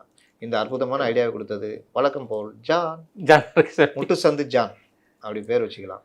இவர் கூட கொஞ்சம் இது பண்ணிக்கிறாப்புல, கொஞ்சம் சின்ன போடலான்னு அண்ணன் நேரில் போயிடலாண்ணா பார்த்துலாம். நம்ம பூசி ஆனந்தா. ஆமாம், போயிடலாங்க இல்லாங்க. ஆனால் நோ நோ நோ நோ அப்படின்னு இவர் புஷி போயிடலான்னு சொல்லிட்டு மாவட்ட செயலரை கூப்பிட்டு பிளாக் பண்ணி வை 2 நாள். அவரும் திப்பு ஓடி போய் ஒரு மண்டபத்தை 2 நாள் பிடிச்சி வச்சுட்டாப்புல, பெரிய மண்டபம். அதுக்கப்புறம் அவர் ஃபோன் அடிக்கிறாரு, இவங்க சொல்கிறேன் அவ்வளோதான். இப்போ அவர் நஷ்டப்படணும். யோசிச்சு பாருங்க, 2 நாளைக்கு வாடகை என்னாச்சு, மண்டப வாடகை அந்த மாவட்ட செயலரை கொடுத்து அழியிறது இப்படி தான். இவங்க வந்து இப்போ எந்த முடிவும் எடுக்காமல் இப்போ எல்லாரையும் பனையூர் கூட்டு வந்து பனையூரில் வச்சு பார்க்கலான்ற முடிவு போயிருக்காங்க. எதனால அவர் கரூர் போகிறத தவிர்க்கிறாரு? வெயில் பட்டா ஏதாவது ஆகுமோ, அது மாதிரி தான் சில பேருக்கு வெயில் பட்டா ஏதாவது அதுதான் இருக்க வாய்ப்பு இருக்குமா? அலர்ஜி ஆகிட்டு இருக்கு. அந்த அலர்ஜி வெயில் அலர்ஜி இல்லை, வெளியில வந்தாலும் அலர்ஜிங்கிற மாதிரி ஆகிட்டுக்கிறாப்புல. இல்லை இத்தனை சனிக்கிழமை தானே வராரு அவர், ஒரு நாள் வந்தாலும் அது அலர்ஜி தானே. அது இந்த கூடக்கிறவங்க சொல்லுவாங்கல்ல, போயிடாத. நம்ம சில பெற்றோர் பார்த்தீங்கன்னா பசங்களை ஐயோ அங்கே போயிடாத, பல்லி இருக்கு, பல்லி இங்கே வராத, இருட்டு, பேய் இருக்கு. இப்படியே வளர்கிற குழந்தை அது உண்மையிலே பயந்து தான் வளரும். அதுக்கப்புறம் அதுக்கு போகிறது இல்லை, அது உண்மையாகவே சொல்லும். அங்கே போனால் பல்லி என்னையா பண்ணுறோம், சாப்பாட்டில் இதில் உழுந்தால் நமக்கு பிரச்சனை. மற்றபடி பல்லி நமக்கு நன்மை தர்ற விஷயம். கொசு, பூச்சி எதுவுமே இருக்கு, பண்ணும். கார்பாம்பூச்சிலேருந்து எல்லாத்தையும் பிடிச்சி தின்னோம். அதை நம்மளால் எதிரியாக பார்ப்போம். வெளிநாட்டிலேருந்து நாயை வாங்கிட்டு வளர்த்துட்டு இருப்போம், செலவு பண்ணிக்கணும். இந்த பல்லி, பாம்பு கூட நமக்கு நண்பன் தான். ஆமாம், பாம்பில் வந்து கொதிரை பாம்பு, இந்த விஷம் உள்ள பாம்பு கொஞ்சம் பாம்பு தான். அதாவது இருட்டு நமக்கு இயற்கையாகவே நம்ம அமானுஷ்யம்னா நமக்கு பயம். இவன் அதை கூட பட்டுவான். அப்போ அதை பேய் இருக்குது, எங்கடா பேய் இருக்குது. அப்போ அது அந்த மாதிரி இந்த ஜான் உட்காந்துன்னு போயிடாதீங்க, இது இருக்குது, இங்கே போயிடாதீங்க, அங்கே வராதிங்க. இப்படியே இந்த ஜான் ஒளிஞ்சா இந்த கட்சி கொஞ்சம் ஓரளவு நல்லா ஆகும். இன்னும் 2-3 ஸ்லீப்பர் செல் இருக்குது இங்கேயுமான. எல்லாத்துலையும் இருக்குது. எப்போ நீங்கள் லூஸ் விட்றீங்கன்னா அங்கே ஸ்லீப்பர் செல் வந்துடும். நோய் மாதிரி தான், வீட்டில் கராயன் இருக்குல்ல, நல்லா இருக்கும். ஒரு நாள் தான் தெரியும், திடீர்னு ஒரு அப்படியே லைட்டாக மண் இருக்கும், தோண்டி போனோம்னா தட்டினோன்னா ஃபுல்லாக அந்த மரமே செல்லரிச்சிட்டு இருக்கும். முழிச்சிருக்கிறவங்களுக்கு ஸ்லீப்பர் செல் தெரியும். நம்ம அண்ணன் விஜய் அவர்களுக்கு என்ன இருக்குது, அவர் இன்னும் நான் சொல்கிறேன், ஷூட்டிங் இல்லை, ஒன்றுமே இல்லை, என்ன பண்ணுறாரு மனுஷன் அப்படின்னு தெரில. இவ்வளோ பெரிய விமர்சனத்துக்கு உள்ளாராரு. நேற்று கருணாஸ் அவர்கள் கொண்டு விமர்சனம் பண்ணிட்டு போறாரு. இவ்வளோ பெரிய விமர்சனத்துக்கு உள்ளாராரு. நீங்கள் பெரிய ஒரு ஸ்டார் வேல்யூ இருக்கிறீங்க, அந்த ஸ்டார் வேல்யூ இந்த விமர்சனத்துக்கு உள்ளாகி அசிங்கப்படுத்தின மாதிரி தெரியல. நம்ம என்ன பண்ணணும், சுத்தா பண்ண சொல்கிறீங்க. அதுக்கு நம்ம வருத்தப்பட்டு, ஏன்னா எல்லா அரசியல் தெரிஞ்சால் வந்து வெளியில் பேசலாம், அதுவும் கரெக்ட். அது நீ மைக்கை போட்டு கண்டதில் கேட்குறான், உங்கள் வண்டியில் திரிசா வந்தாரலாமே அப்படின்னு அவர் தான். அது வேற பெரிய வம்பு. நம்ம ஜேர்னலிஸ்ட் அப்படி தானே ஆயிடுச்சு. திரிசாவும் அப்புறம் நீங்கள் கீர்த்தி சுரேஷ் கணவரை மிரட்டினீர்களாமே, இப்படிலாம் பேசி வச்சுக்கிறானுங்க. இல்லை தீபாவளி போட்டோ போட்டிருந்தாங்கண்ணே, கொண்டாட. அப்புறம் வந்து இந்த மாதிரிலாம் நம்ம ஆளு கேள்வி இவர்கிட்ட கேட்டிருந்தாங்களா, ஜெயலட்சுமி என்ன கலர் ஜாக்கெட் போட்டிருந்தார்கள், வளையல் அணிந்திருந்தார்களாம் சீமான்கிட்ட கேட்டிருந்தாங்க. ஆமாம், ஏன்னா சீமான் எப்போவுமே பேட்டி கொடுக்கும்போது முடிக்கும் போது வேறு ஏதாவது இருக்கான்னு கேள்வி இருப்பார். ஒரு 2-3 பேர் தான் அப்படி இருப்பாங்க, முழுசும் முடிச்சு தொடச்சி விட்டு தான் போவாங்க. வேறு எதாவது இருக்கா, இல்லை ரைட் பாவத்தை அப்படின்னு போயிடுவாப்புல. ஜெயக்குமாரும் அதே மாதிரி, எடப்பாடி பழனிசாமி, இந்த மாதிரி இருக்கிறவங்க இருக்காங்க. சில பேர் 10 கேள்வி நறுக்குன்னு ஆன்சரும் இருக்கும். ரைட், அது 10வது கேள்வி ஆன்சர் முதல்ல சொல்லிடுவாங்க. அதுதான் நம்ம சிக்கலாகிடும், சொல்கிறவங்க கண்டமாயிடுவோம். அப்போ இந்த மாதிரி இவங்களுக்கு கேள்வியே பிரச்சனை, வரவே மாட்டோமே. வந்தாதான்டா கேட்பேன், என்னை பார்த்தா தானே நீ கேட்ப. அது ஒரு பழமொழி, சனி நீராடுவாங்களே, அது இவங்களுக்கு எப்போ போதுன்னு தெரியல. சனி போனால் தனியாக போகுதுன்ற மாதிரி இவங்களுக்கு வந்து இன்ன வரைக்கும் அது பிரச்சனை ஆகிட்டே இருக்குது. கண்டிப்பாக. நன்றி, நம்ம நேரத்தில்.